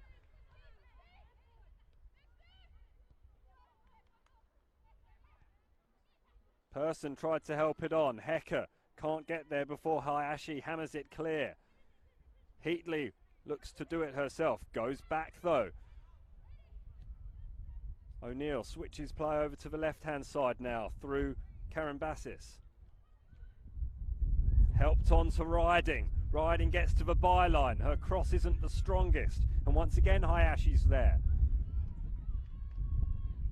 Can only clear as far as Heatley. Heatley will switch to the near side as you see things in Catherine O'Neill.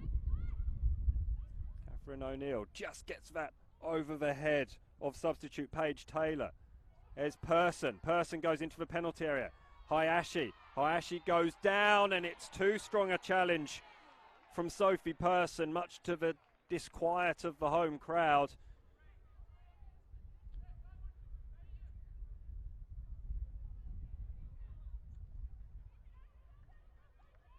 Momo Hayashi gets to her feet. Hargreaves will take the free kick. But it was good defence from Momo Hayashi. She was just inviting the pressure, inviting the contact from Person. And then as soon as she felt the push, down she went. Hargreaves has made a couple of fine saves. Hasn't really been called upon to do too much, in all honesty. But some of her clearances have left a lot to be desired and put her team under immediate pressure once again. It's been up to Lions, though, to make that pressure count, and they have been sorely unable to do so, the current premiers.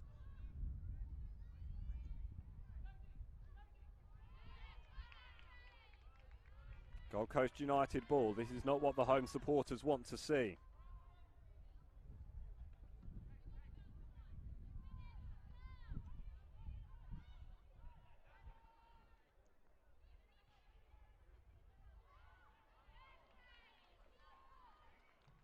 Heatley did well. And we're into the final 2 minutes here.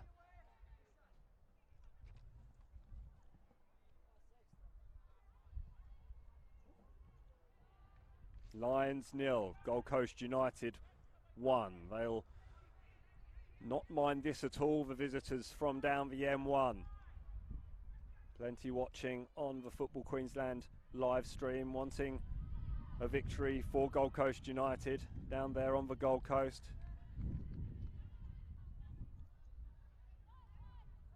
And looks like they will get their wish. Annabelle Gibson kept Mariel Hecker so quiet so far in this game, and they'll go to the corner with Deanna Thompson. Deanna Thompson goes to ground, wins a throw in though.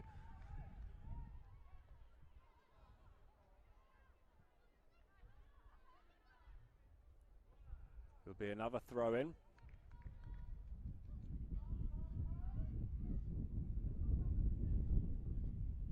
Tick, tick, tick goes the clock, and Lions supporters and Lions players alike know that their time is running out. That all helped back inside. It'll be a goal kick, and it'll be taken quickly by Zafina. She'll go wide to O'Neill. And no interest in pressing from Gold Coast at the moment. Cannon Clough has space on this near side. Relatively fresh legs from the American. She crosses early in towards Riding. Hecker's there. Still around there for Tanisha Stanley. Stanley goes back to Clough.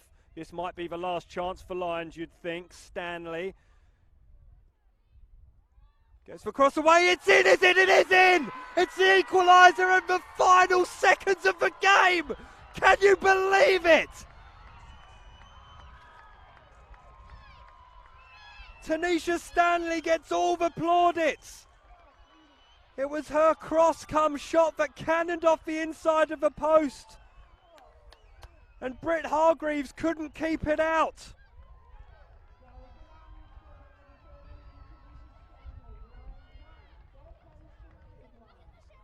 We're going to have extra time here, you'd think, in this semi-final. Mariel Hecker, who's been off her game all day, I think wants the break to regroup rather than try and press home the initiative. There's no time left regardless for that initiative to be capitalised on by Lions, but for the third time after 90 minutes, we are going to have a draw between these two sides. 270 minutes of football played this season between Lions and Gold Coast United, and the two teams can't be separated.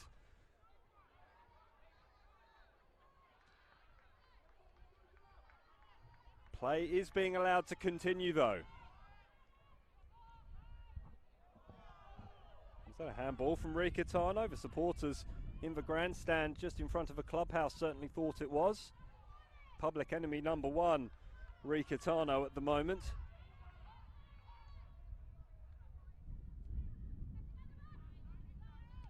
Here's the equalising goal scorer, Tanisha Stanley, hammering the ball forward, but it's still there for Tegan Riding. She steps on the ball though. Here's Hecker. One more piece of magic from her perhaps. Person. Still there for Lions. Oh, it is still there. Now for Hecker. Hecker has space on the edge of the penalty area. Sophie Person with the shot. It's blocked at source. Still there for Sophie Person, the Swede. Plays the ball wide. Clever football from Lions. Swings back inside. It's Sophie Person again. Except the ball was out of play and it'll be a throw-in. Lots and lots of tired legs out there at the moment.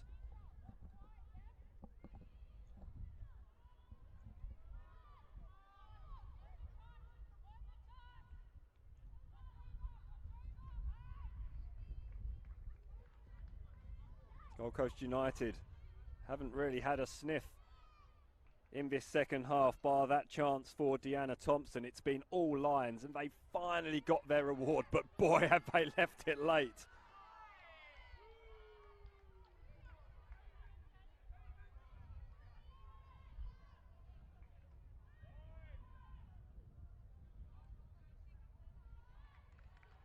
Still time is allowed to continue. There's an awful lot of added time being played in this second half.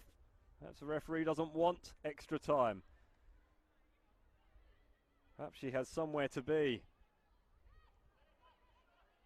This could be a chance. It's blocked bravely by Nessa Doyle.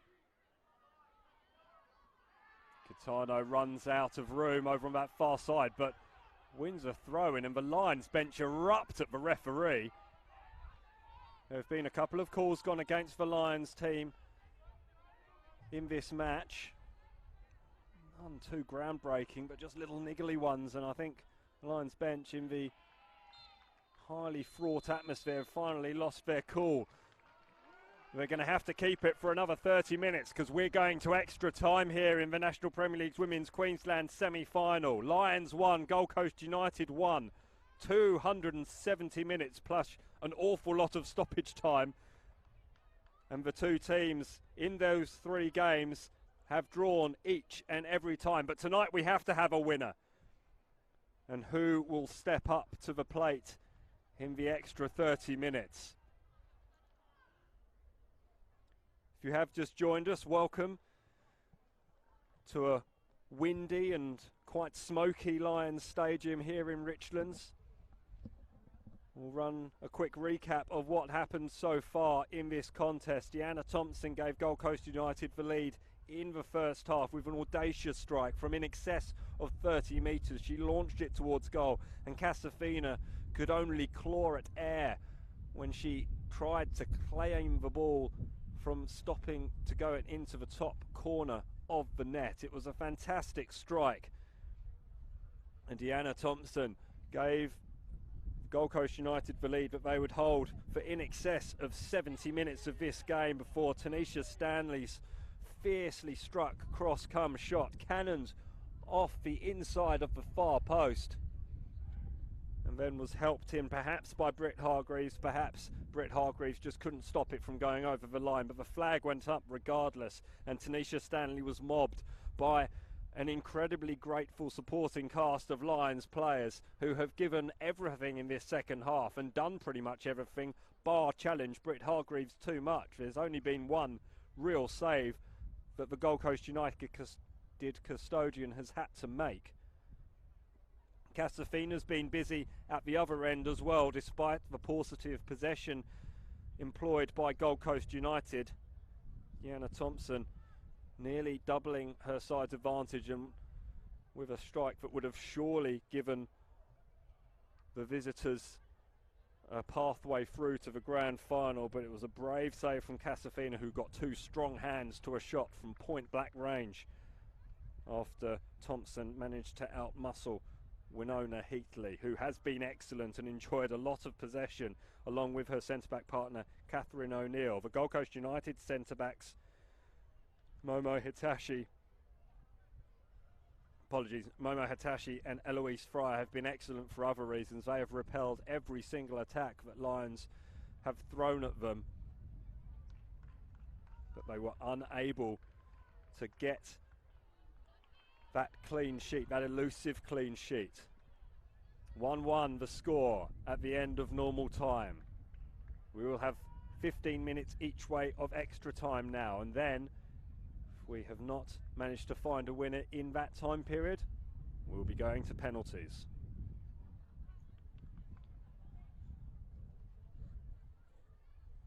Rob Askew will be giving his side final instructions, telling them to continue their heart, and then, as appears to be customary for Lions, the players have a little bit of a discussion by themselves. Toss is being conducted at the moment. It's Eloise Fryer and Mario Hecker who shake hands with the officiating team, an officiating team that has provoked the ire of the Lions support. And both teams now go into their huddles. The officials shake hands. The tension is palpable.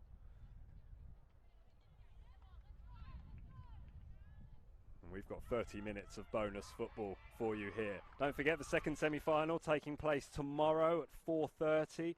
Moreton Bay United taking on the Gap at Teralba Park. Of course, the men's National Premier League Queensland final is also on tomorrow. A big day for the Gold Coast. Gold Coast Knights taking on Olympic at Perry Park. And the two teams are changing ends. We're just going through a few stretches as well. Cannon Clough, who's been instrumental in exploiting the space that was exposed down this right-hand side for Lions. Just stretching out her legs as well. She won't have the same amount of running in her legs as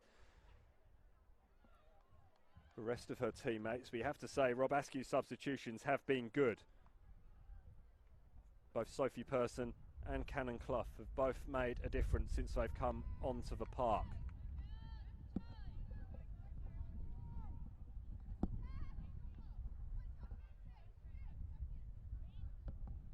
The pieces are in place. The referee looks at her watch, checks that she's got another 30 minutes in it, and gets things back underway. And it is Gold Coast United who've led this match for so long, only to be denied right at the death by Tanisha Stanley. Get things underway, kicking from right to left in their white shirts with the blue trim. Here's an opportunity for Sophie Person. Down the middle, Eloise Fryer has been so good at the back, and she gets that ball away from danger, only to concede a throw-in. Cannon Clough, despite the pressure, still manages a smile and shows great manners to the ball boy, who looks somewhat starstruck at the way he was treated by the American, and as if butter wouldn't melt, Cannon Clough gets stuck in and gets past three Gold Coast United players. Squeezes across through to Mario Hecker. Mario Hecker! Oh, it's well saved by Hargreaves, but it was straight at the Gold Coast United keeper from the Brazilian. What an explosive start to extra time that would have been. Hecker's boot was raised, but Annabelle Gibson doesn't complain, and it's a Gold Coast United who concede the throw-in. Hecker, the ball suddenly squeezes its way through to Hecker, and Gibson and Hecker will continue their battle. It squeezed through towards Stanley. It's helped away by Fryer though, but as was the pattern throughout the first half and indeed the second half, the orange wave of attacks continued to pound the white rocks of defence in the form of Eloise Fryer and Mayome Hayashi. How long will they be able to withstand the pressure? There was a handball, albeit accidental there, and a relieving free kick for Gold Coast United, who may well want to press forward once again.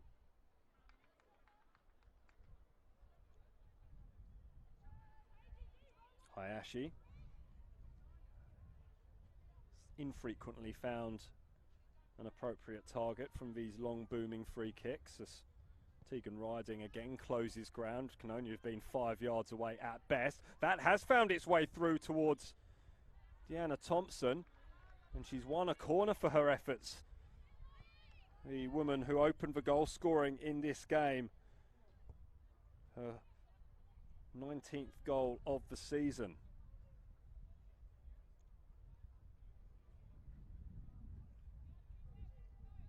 Ricatano will wander over to take.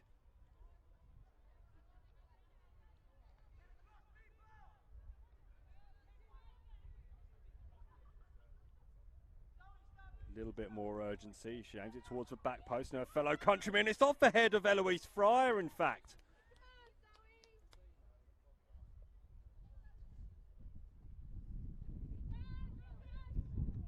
Lions will build from the back, as they've done for the best part of 90 minutes, and indeed more in this game so far. That was a little bit lackadaisical, though, from Catherine O'Neill. And she needs her midfielders to bail her out, and they do that with Cambaris. Good work once again from Karen Bassis. Horsey. It was aimed towards Hecker, and Gibson spotted the danger and just closed things out. Annabelle Gibson's actually scored 8 goals in the under-18s this season, including 2 against Lions in what was a 4-3 win. So Gold Coast United, whose under-18s won through to their grand final in the curtain raiser to this match in a previous game against Easts. 3-1 the score was there. They've done the double over Lions this season, the under-18s. There are a couple of representatives from the under-18s in this side. As Cannon Clough just ghosts in between there. Corbett does well and hammers the ball upfield for Deanna Thompson to give chase to. And Heatley gives her short shift and plays the ball forward. Riding can't get that ball under control. Kitano was instrumental in that taking place. Oh, that's really good football there in the middle from Mackenzie Akins. And she finds Deanna Thompson. Thompson gets to the byline and can't get the ball towards a teammate. And Lions will come once again. It's good to see both teams attacking and not waiting for the lottery of penalties so far, although that was a poor pass for Gianna Karambassis. I think she was hoping that Mario Hecker was going to make a run, but she hasn't been her usual effervescent self as the Lions number 8. As Ricatano goes down as if being shot by some member of the crowd who jeer appropriately. It didn't look like there was much contact there, and Ricatano has gone down fairly easily and fairly abruptly on a couple of occasions when in the presence of a Lions player, and she has earned the ire of the home support because of that. Referee was not convinced it was a foul. No, it's not to say there wasn't contact though. Zafina to O'Neill. Cannon Clough, who's been good since she's come on. Cuts back inside, looks over the top. Riding just can't change direction quickly enough. Eloise Fryer takes the ball upfield. She'll continue her on Eloise Fryer. Ricatano goes wide though to the substitute Paige Taylor. Paige Taylor can't get the ball forward towards Deanna Thompson, and Eloise Fryer will trot back to her defensive position, and she's going to be forced to turn back towards her own goal here. Riding comes. Hargreaves came out and did well. It's all the way back to Heatley though, who'll find O'Neill despite being closed down quickly by Thompson. It was a rather forlorn effort from Deanna Thompson. 5 sets of players must be awfully tired. Clough gets the deflection, a favourable deflection of Corbett, and then wins a throw in off the same. We're going to see a substitution, another substitution for Lions, and this time it's Misha Westland who is making way.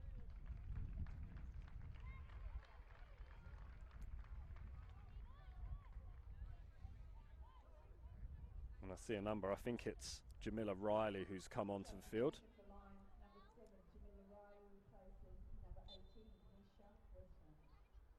Zoe Corbett using the break in play just to catch her breath. I think she got winded there as it's helped on inside towards Hecker from Riding. Hecker absolutely flattened Hayashi, who gets to her feet belatedly and gets back into the defensive line. Horsey to Person. Riding gave it back to Horsey. And now here's the equalising goal scorer, Tanisha Stanley. Stanley goes back to Cannon Clough. Lions' pressure has just been building and building and building ever since they conceded. They haven't looked too much like scoring. They finally did. As Hecker lets fly, it came off Eloise Fryer. Hecker will have another go at trying to unpick this defence. She can only play it into the legs of Mackenzie Aikens though. And now it'll be up to Rika Tano to go forward for Gold Coast United. She finds the substitute Taylor. Taylor goes wide to Thompson. Thompson's cross is a decent one, and Zoe Corbett is going to try and keep the ball in, and she doesn't. And I think she knew it as well.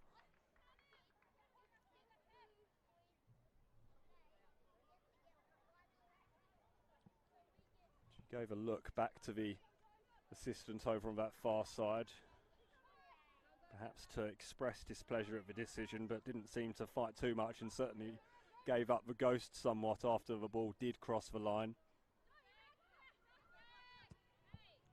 O'Neill, that's helped on off the head of Forsyth. Eloise Fryer had to adapt and did adapt quickly, and she manages to play the ball all the way upfield towards Mackenzie Aikens, who does really well and now plays the ball through towards Deanna Thompson. Zafina had to come out of her area, and she did so very, very well and clears all the way up towards Hayashi. Hayashi will look to build something from the back. Aikens now. Aikens gets past the would-be tackler. She gets past another one. Tried to thread the needle to one of Deanna Thompson or Zoe Corbett. In the end, it didn't find its way through to either of them. The Lions' defence holding firm when asked upon. This is probably the most engagement that we've seen from the Lions' defence, and certainly the most they've had to do. And we're going to see one more substitution. Teams are allowed 4, an extra one after half time, and it's Marielle Hecker who's coming off. She has been ineffective, much more ineffective than you'd normally expect. So I do wonder whether there's an injury or illness involved there, but it's the Lions captain who makes way.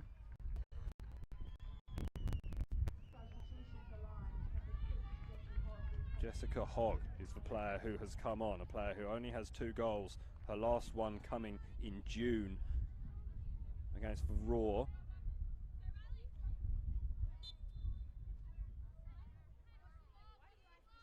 Riley Sanderson has come on for Gold Coast United. Oh, it's a shot from Deanna Thompson. Just checking who the substitute was. It was Mackenzie Aikens who's gone off, the Californian, but this is a worrying sign for Deanna Thompson, and there's some concern being shown from Lions players and physios alike. The referee has called for support on instantly, and I have to say Deanna Thompson hasn't really moved. Riley Saunderson is the substitute who came on. She scored 15 goals in 21 appearances for the under-18. She's one of a few under-18s in this Gold Coast United squad today that hasn't scored against Lions. Paige Taylor is one. She scored 13 goals in 20 appearances for the 18s, including the first goal in the round 26 clash. Gold Coast United came from 2-0 down in that game to win 3-2, thanks to a 90th minute winner from Ailey Langworth, who was originally named in the squad, but was replaced last minute by Georgina Adnam. Deanna Thompson's just about got herself to her feet. We'll just remind you that as the outdoor season is winding down, summer football season is just about to kick off, so you can play summer football as a fun, social format. It's going to be played on smaller fields for all ages, and it's perfect for keeping fit and playing with your mates during the off-season. Visit Football Queensland website, footballqueensland.com.au, to find a club hosting a summer football competition near you.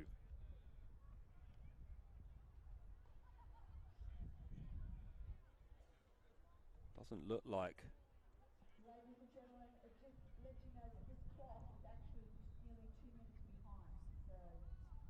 Deanna Thompson is going to be able to continue.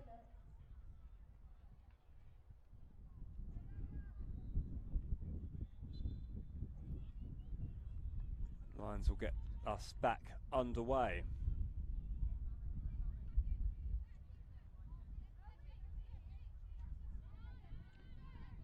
Gold Coast United playing with 10 men at the moment. 10 players, apologies.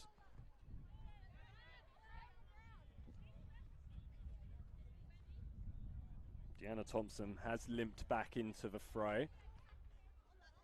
To try and perhaps run that off. Maybe it was a dead leg rather than a strain. If it was a strain, you wouldn't have thought that she'd be wanting to play or else jeopardise her chances, but she has looked most likely for Gold Coast. She did score the opening goal of the game, an absolutely fantastic, audacious strike from more than 30 yards out.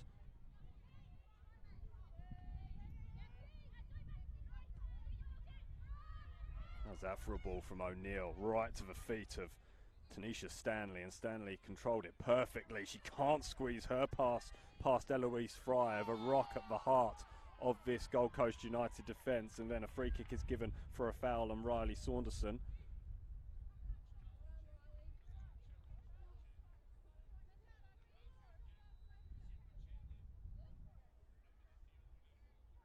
It's a free kick that, as you'd expect, Momo Hayashi will take, and she puts everything into these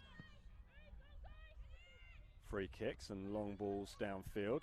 It's good work from Saunderson. She gets the ball through to, oh, Aikens is still on the field, so I've obviously got something mixed up in terms of whom the substitutes are.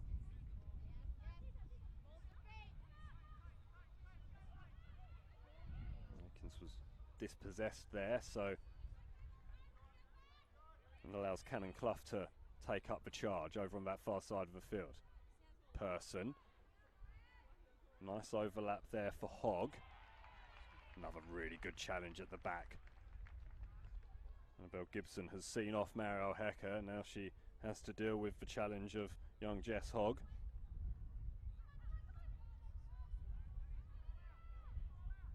Well, she has some work to do here. Does well and links up brilliantly with Gibson. That's really good defence, good composed defence from Gold Coast United. And Hayashi is going to go herself, I think. Eventually ran out of steam. Eloise Fryer and Joy Forsyth eventually deciding which player should do what, and Forsyth goes forward towards Saunderson. Saunderson is challenged, perfectly timed by O'Neill. Of course, at the expense of a throw-in.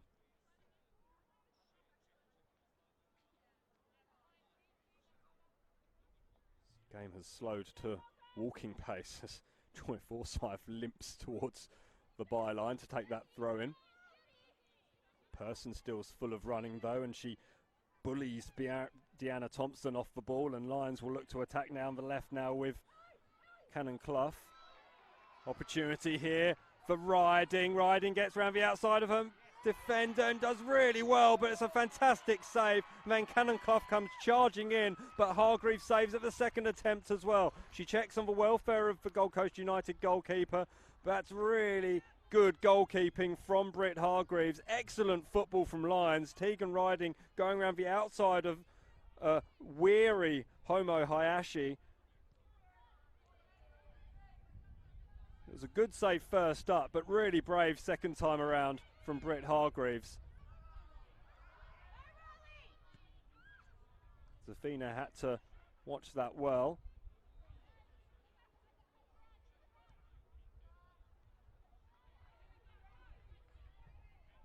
Annabelle Gibson, freed from the shackles of having to shadow Marielle Hecker, made that interception there, but that's the first 15 minutes done and dusted. No further score. It's Lions 1, Gold Coast United 1. Lions coming closer, but the way the game has been played, you would expect that. And our referee is not in any mood to dally around here. It's just a quick turnaround and we get things back underway.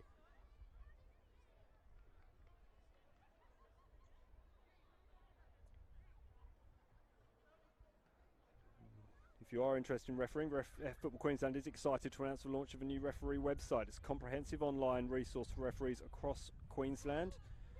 It's been developed to assist match officials of all skill levels and qualifications to grow their understanding of the game and progress through refereeing pathways in the state. So make sure you visit the fqreferees.com.au if you are interested in pursuing a career in officiating. Of course, while you're online, you may as well head to footballqueensland.com.au for all your previews, reviews and news from across the state, as well as the community football associations as well. Lions, the home team, who have dominated proceedings but have been held to a 1-1 draw, and they only secured that draw in the final seconds of the allotted 90 before sending this game to extra time. Who get things underway, kicking from right to left in the orange shirts.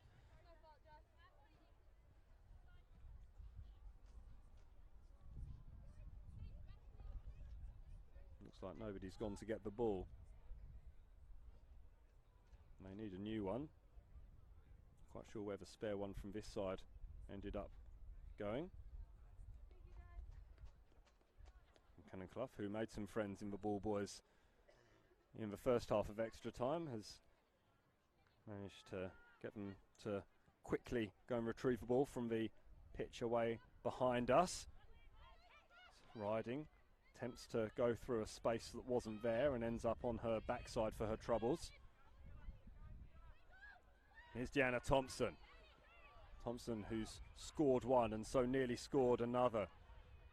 Looked like she was done and dusted for the evening after firing a shot in the first half of extra time, but she's brushed off that injury concern and has picked herself up off the canvas, as it were, and will continue play now. And she was unable to capitalise on that spell of possession though, and Lions will, as we've seen so often in the preceding 105 minutes of action, get things going from right to left and building from the back. They're not going to be able to do much if Ree Catano has her feet on the ball though. Catano goes to ground, wants a free kick, at least wants a throw, and then gets neither.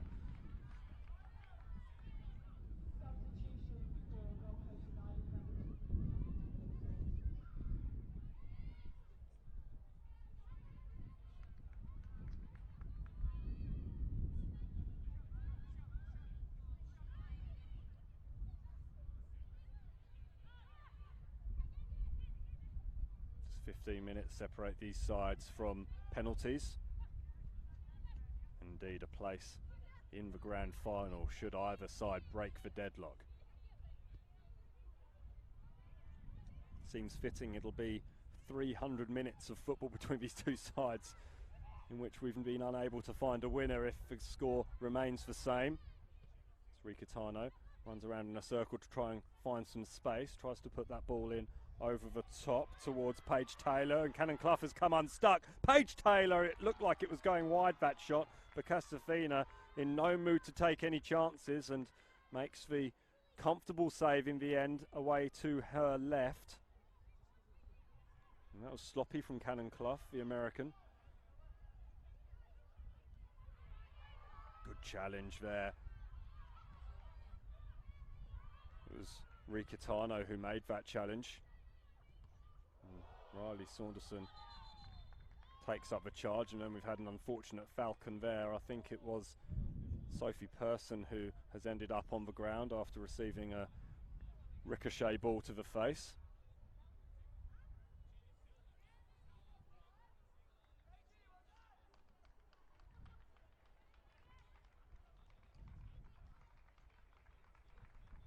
Sophie Person's made of fairly tough stuff though, so I imagine she'll be okay to continue, but of course she'll have to be checked, as with any head knock.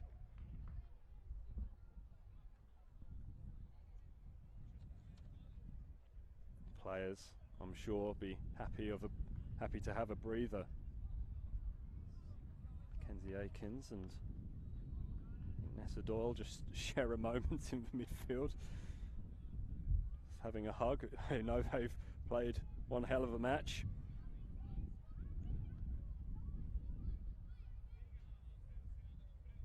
Still football to be played.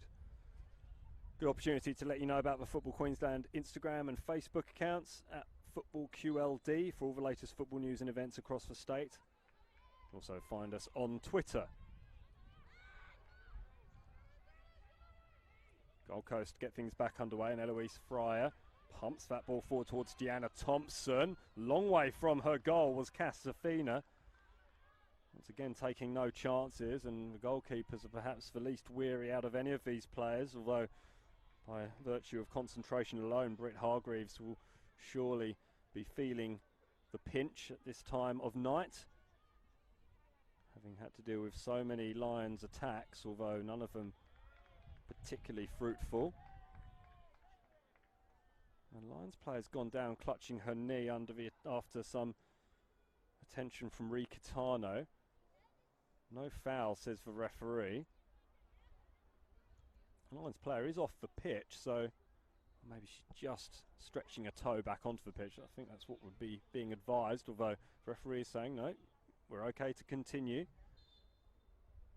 Have to hope that injury is not too serious though. That's not a great look. Might have just been a knock, as Sophie Person just bulldozes her way into the path of that ball, but can't keep the ball in. Oh, it's hooked back inside, but Zafina will manage to gather. No chance of Paige Taylor getting to that one. Lions are playing with 10 players at the moment. Here's Hogg. Heatley,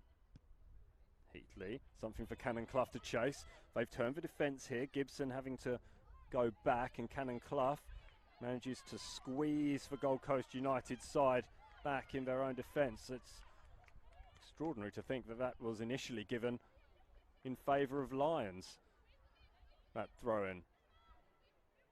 And quite clearly came off Cannon Clough last. You can see the look on Annabelle Gibson's face. A little bit of dallying there by Nessa Doyle. And she's perhaps fortunate that she's received a free kick in that situation. Lions still a player down. No more substitutes left, of course. They've already used their 3 plus the additional 1 in extra time. Hayashi gives this plenty of welly. It's onto the head of Cannon Clough, who heads the ball away from danger, and now Winona Heatley uses her boot to do the same. That ball squeezed through the gaps in the crowd, and Annabelle Gibson will have to wait before taking her throw. She gets a little bit fortunate, does Deanna Thompson there, but can't get the better of Cannon Clough, who after that earlier defensive lapse has done much better. But all of a sudden it's Lions who are just playing for time at the moment, as attention is still given over on that far side of the field. It's starting to look like that is a serious knee injury. Again, I can't quite see who the player is, but Lions are down a player here, and Gold Coast United, you'd think, would really want to press home their advantage as a free kick is given. quite sure of the infringement.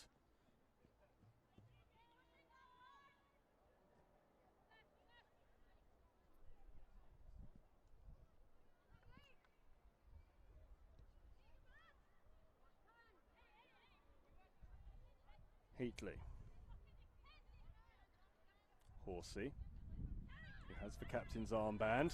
Coughs up possession to Momo Hayashi, and Momo Hayashi has decided to take it upon herself to go forward. She's been an absolute rock at the back for Gold Coast United so far. Maybe she feels like she can have an influence further up the field as well.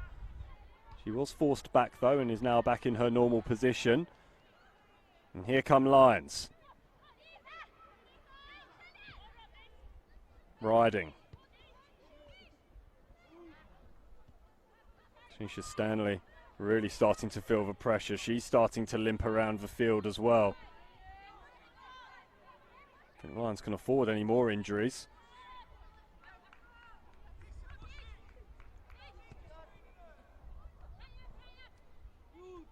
Still playing with 10 players on the field. The Lions at this stage in the game, that could prove costly. All of the players are absolutely out on their feet, you can just see. They'll be thankful whichever team prevails in this titanic tussle, that they have an extra day to recover over Moreton Bay United in the Gap. That game taking place at 4:30, Taraba Park. If you're in the area, why not go down? If not, check out the live stream on Facebook and Football Queensland YouTube as Rikitano just skips the ball between her 2 feet and then plays a rather ambitious pass that Deanna Thompson, who looked like she injured herself earlier and now indeed is limping away, will not thank her Japanese teammate for.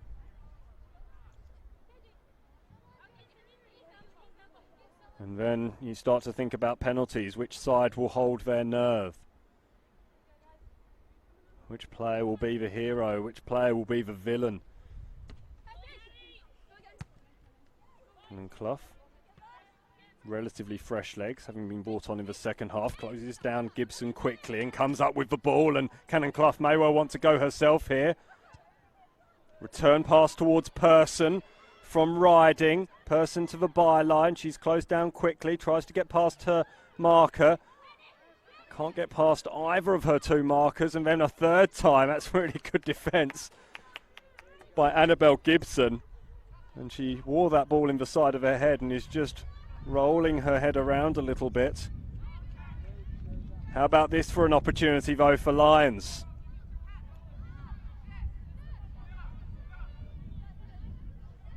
Catherine O'Neill goes up. She has 2 goals so far this season. Cannon Clough drops back. No apologies, it's Jessica Hogg who drops back. Corners come in. It is towards O'Neill. And O'Neill's head. Stanley swings a boot at it. O'Neill's still there. She gives chase towards Eloise Fryer and wins a corner. Pressure still coming on now. 3 minutes, give or take change, for either of these 2 sides to find a winner and avoid a penalty shootout. Captivating stuff. It's a dangerous corner. You would have felt a touch would have been all that was required in the penalty area there.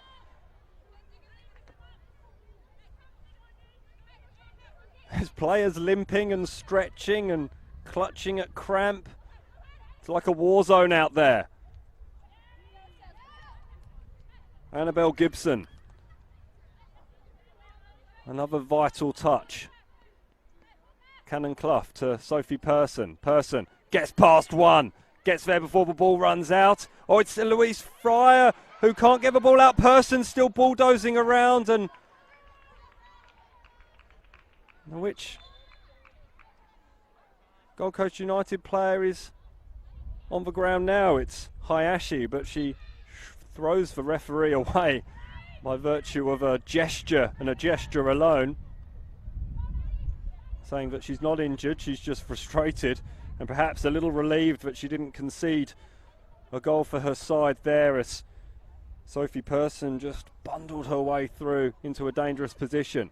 There is still time. Here's Jessica Hogg. For either of these two sides, it looks like Gold Coast United are settling themselves on the back foot, hoping to withstand this late lines pressure that they've done so for so much of this game. And but for a last minute equaliser, we wouldn't be here in extra time. Will it be another last minute intervention? Cannon Clough receives the ball from Persson but can't keep it under control. It's hammered clear again. There was a battle between Deanna Thompson and Winona Heatley, but Winona Heatley wins out, and you could see the determination on those two girls' faces. Just how much they wanted that, just how much they needed to get to that ball.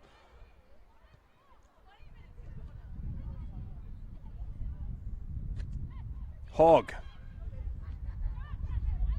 will look to pick up possession, but Gold Coast United hammer it upfield. Here's O'Neill. It's not perhaps the right option from O'Neill. Ball is still in Lions possession though, and Winona Heatley. Deanna Thompson closed, but not quickly enough. Stanley back inside now to Riding. Stanley on the overlap. It was a heavy pass, and Joy Forsyth will do just enough. She gives away a throw-in though. It's taken quickly to Horsey. And now Eloise Fryer, staggering around like a punch-drunk boxer there in the penalty area, gives away another corner kick for Lions.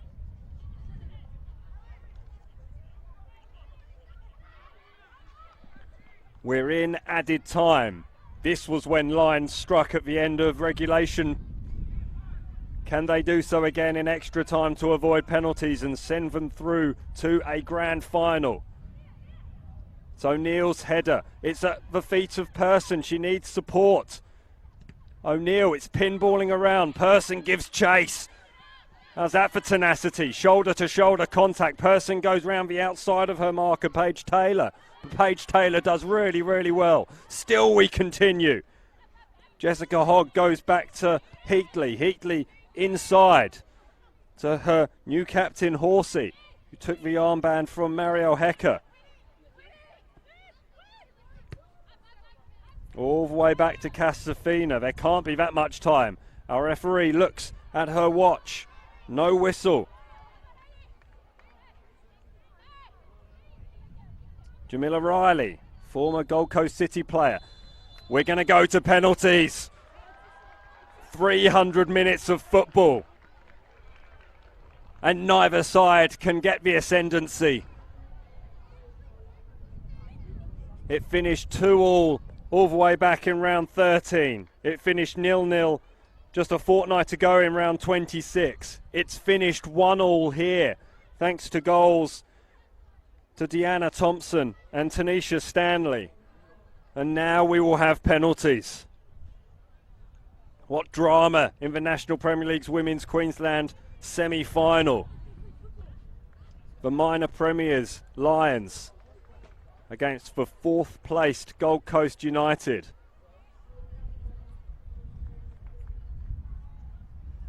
How much has this taken out of these players? They'll surely just be running on fumes now.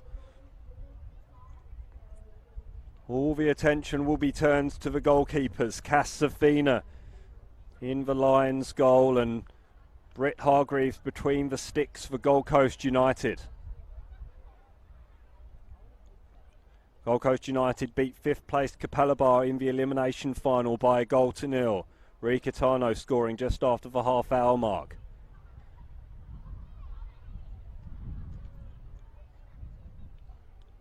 Lions winless in their last 3.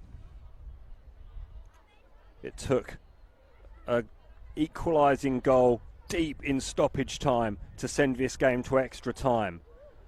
Neither side could get the breakthrough in the extra 30 minutes.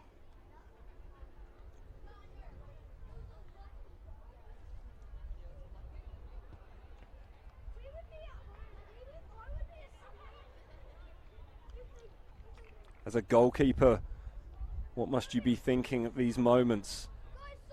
The pressure, for sure the pressure's there, but also is there an expectation that a goalkeeper should save a penalty? Of course not. has to be all on the attacker, and if you can relax as a goalkeeper, then surely you can be in a greater frame of mind and perhaps do enough to distract the strikers.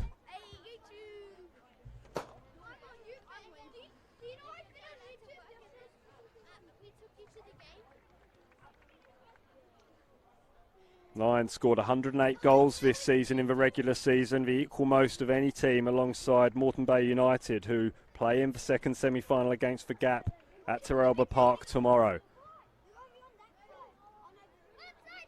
You'd think they need to score 5 times from the penalty spot here.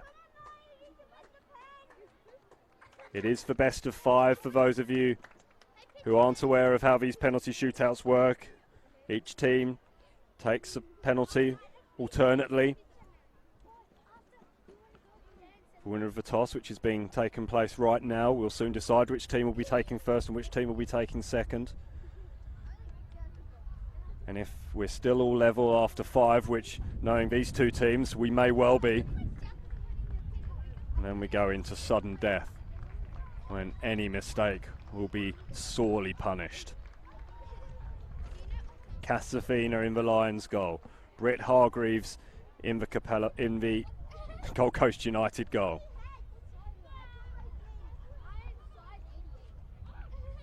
If you have just joined us, Simon Smale with you on the National Premier League's Queensland Women's semi-final.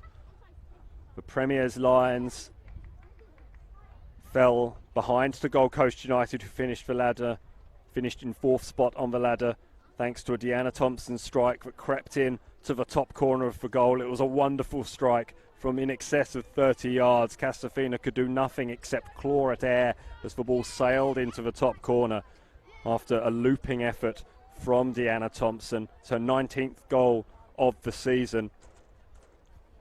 And Lions, despite all their pressure, despite continuing to pile that pressure on throughout the entire 90 minutes, seemed destined not to be able to find the back of the net until Tanisha Stanley, in the 2nd minute of added time, from an impossibly acute angle, slammed a ball, either be it a shot or a cross, into the inside of the post, and Britt Hargreaves could do nothing except claw the ball into her own net. I think the ball had potentially crossed the line anyway from Tanisha Stanley, and I've certainly credited her with the goal. But it'll be away to our left in front of a car park where this match will be decided. Both goalkeepers engaged in amiable conversation. The supporters, the young supporters at least, sprinting to the far side of a goal. I think they were expecting it to take place in front of the small grandstand, but they're all flying towards the goal away to our left. Rob Askew and Craig Midgley, both evenly matched. Who will crack first? It looks like it'll be Lions who will take the first penalty, as Britt Hargreaves is ready, and Sophie Person, who is being told to get herself upfield. She's jogging into position. She came on as a second half substitute, made an immediate impact, did Sophie Person. She has 19 goals so far this season. Hasn't scored in her last 3 matches though.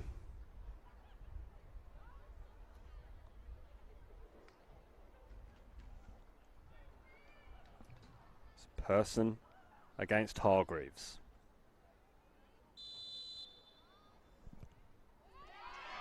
Confident penalty from Sophie Person.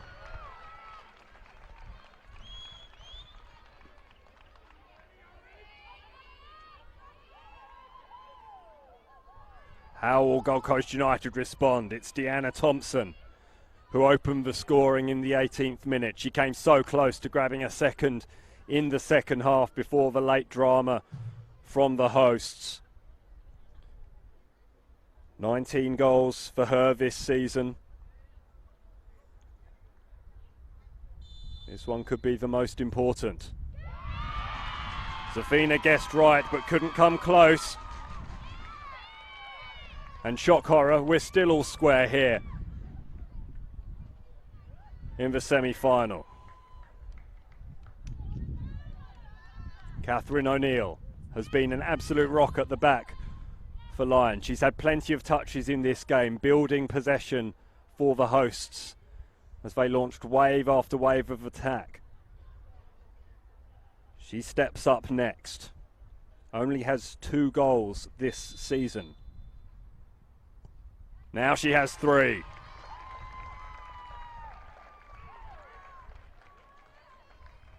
The ball is back in Gold Coast United's court. Nessa Doyle strides up. She's only got 1 goal to her name this season, and that came all the way back in April against the Western Pride.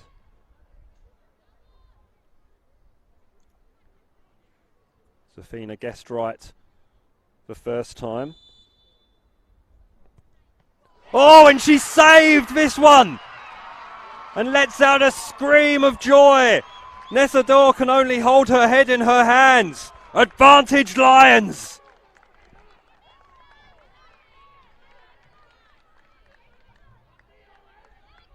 Winona Heatley.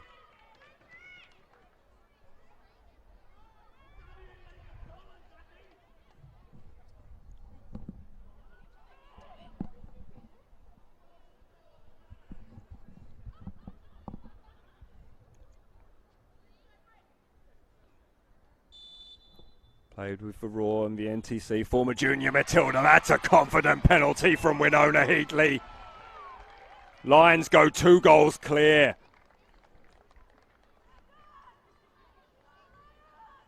Mackenzie Aikens, who I erroneously thought had been substituted midway through that second half, wasn't clear from this side of the field at all, but she steps up now, the Californian. Has found the back of the net against Lions already this season. And that's a confident penalty from Mackenzie Aikens, but Gold Coast United are on the back foot still. They trail by 3 goals to 2. And now it's Rebecca Horsey striding up the centre of the field. A goal here will ensure that Gold Coast United have to score their 4th goal. With their 4th spot kick, apologies. Rebecca Horsey. Oh, she puts it wide! Now then.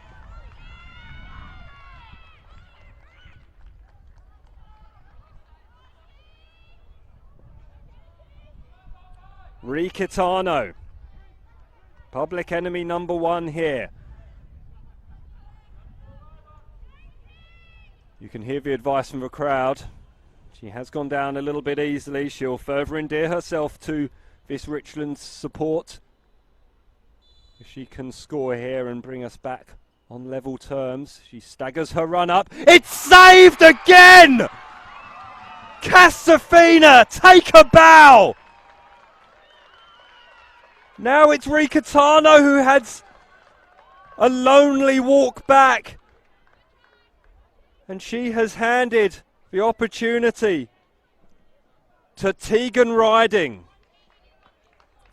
She has not been prolific against top 4 teams this season. Only 1 goal in open play. She won't mind here because a goal will put Lions into the grand final. She converts! Lions are into the final! Heartbreak for Gold Coast United. But Lions prevail 4-2 in the penalty shootout, and you can see what it means to this tired side. They've had to work so hard tonight. They've finally broken their run of winless games. Gold Coast United meet in a huddle. You can't fault the way they played. Nessa Doyle and Ricatano were the two unfortunate players that missed their spot kicks. Rebecca Horsey will be breathing a big sigh of relief and presumably giving her win bonus to Casafina for a remarkable performance in the shootout. She guessed right more often than not, pulling off two fantastic saves. And it is they who will advance. The teams come together now. Ricatano in particular looks upset. She's being given plenty of support though by her teammates, and they seem a close bunch of girls, this Gold Coast United side. It's been an excellent season, but it is Lions who have prevailed. Fantastic drama here at Richland. It's been a pleasure to bring you all the action live from Lions Stadium. I've been Simon Smell. This has been a double take production for Football Queensland. We hope you enjoy the second semi-final between Moreton Bay United and the Gap tomorrow. 4:30 is the kickoff from Taraba Park in Middleton. But from here in Richlands, that's all we've got time for. So enjoy the rest of your football watching this weekend, and good night.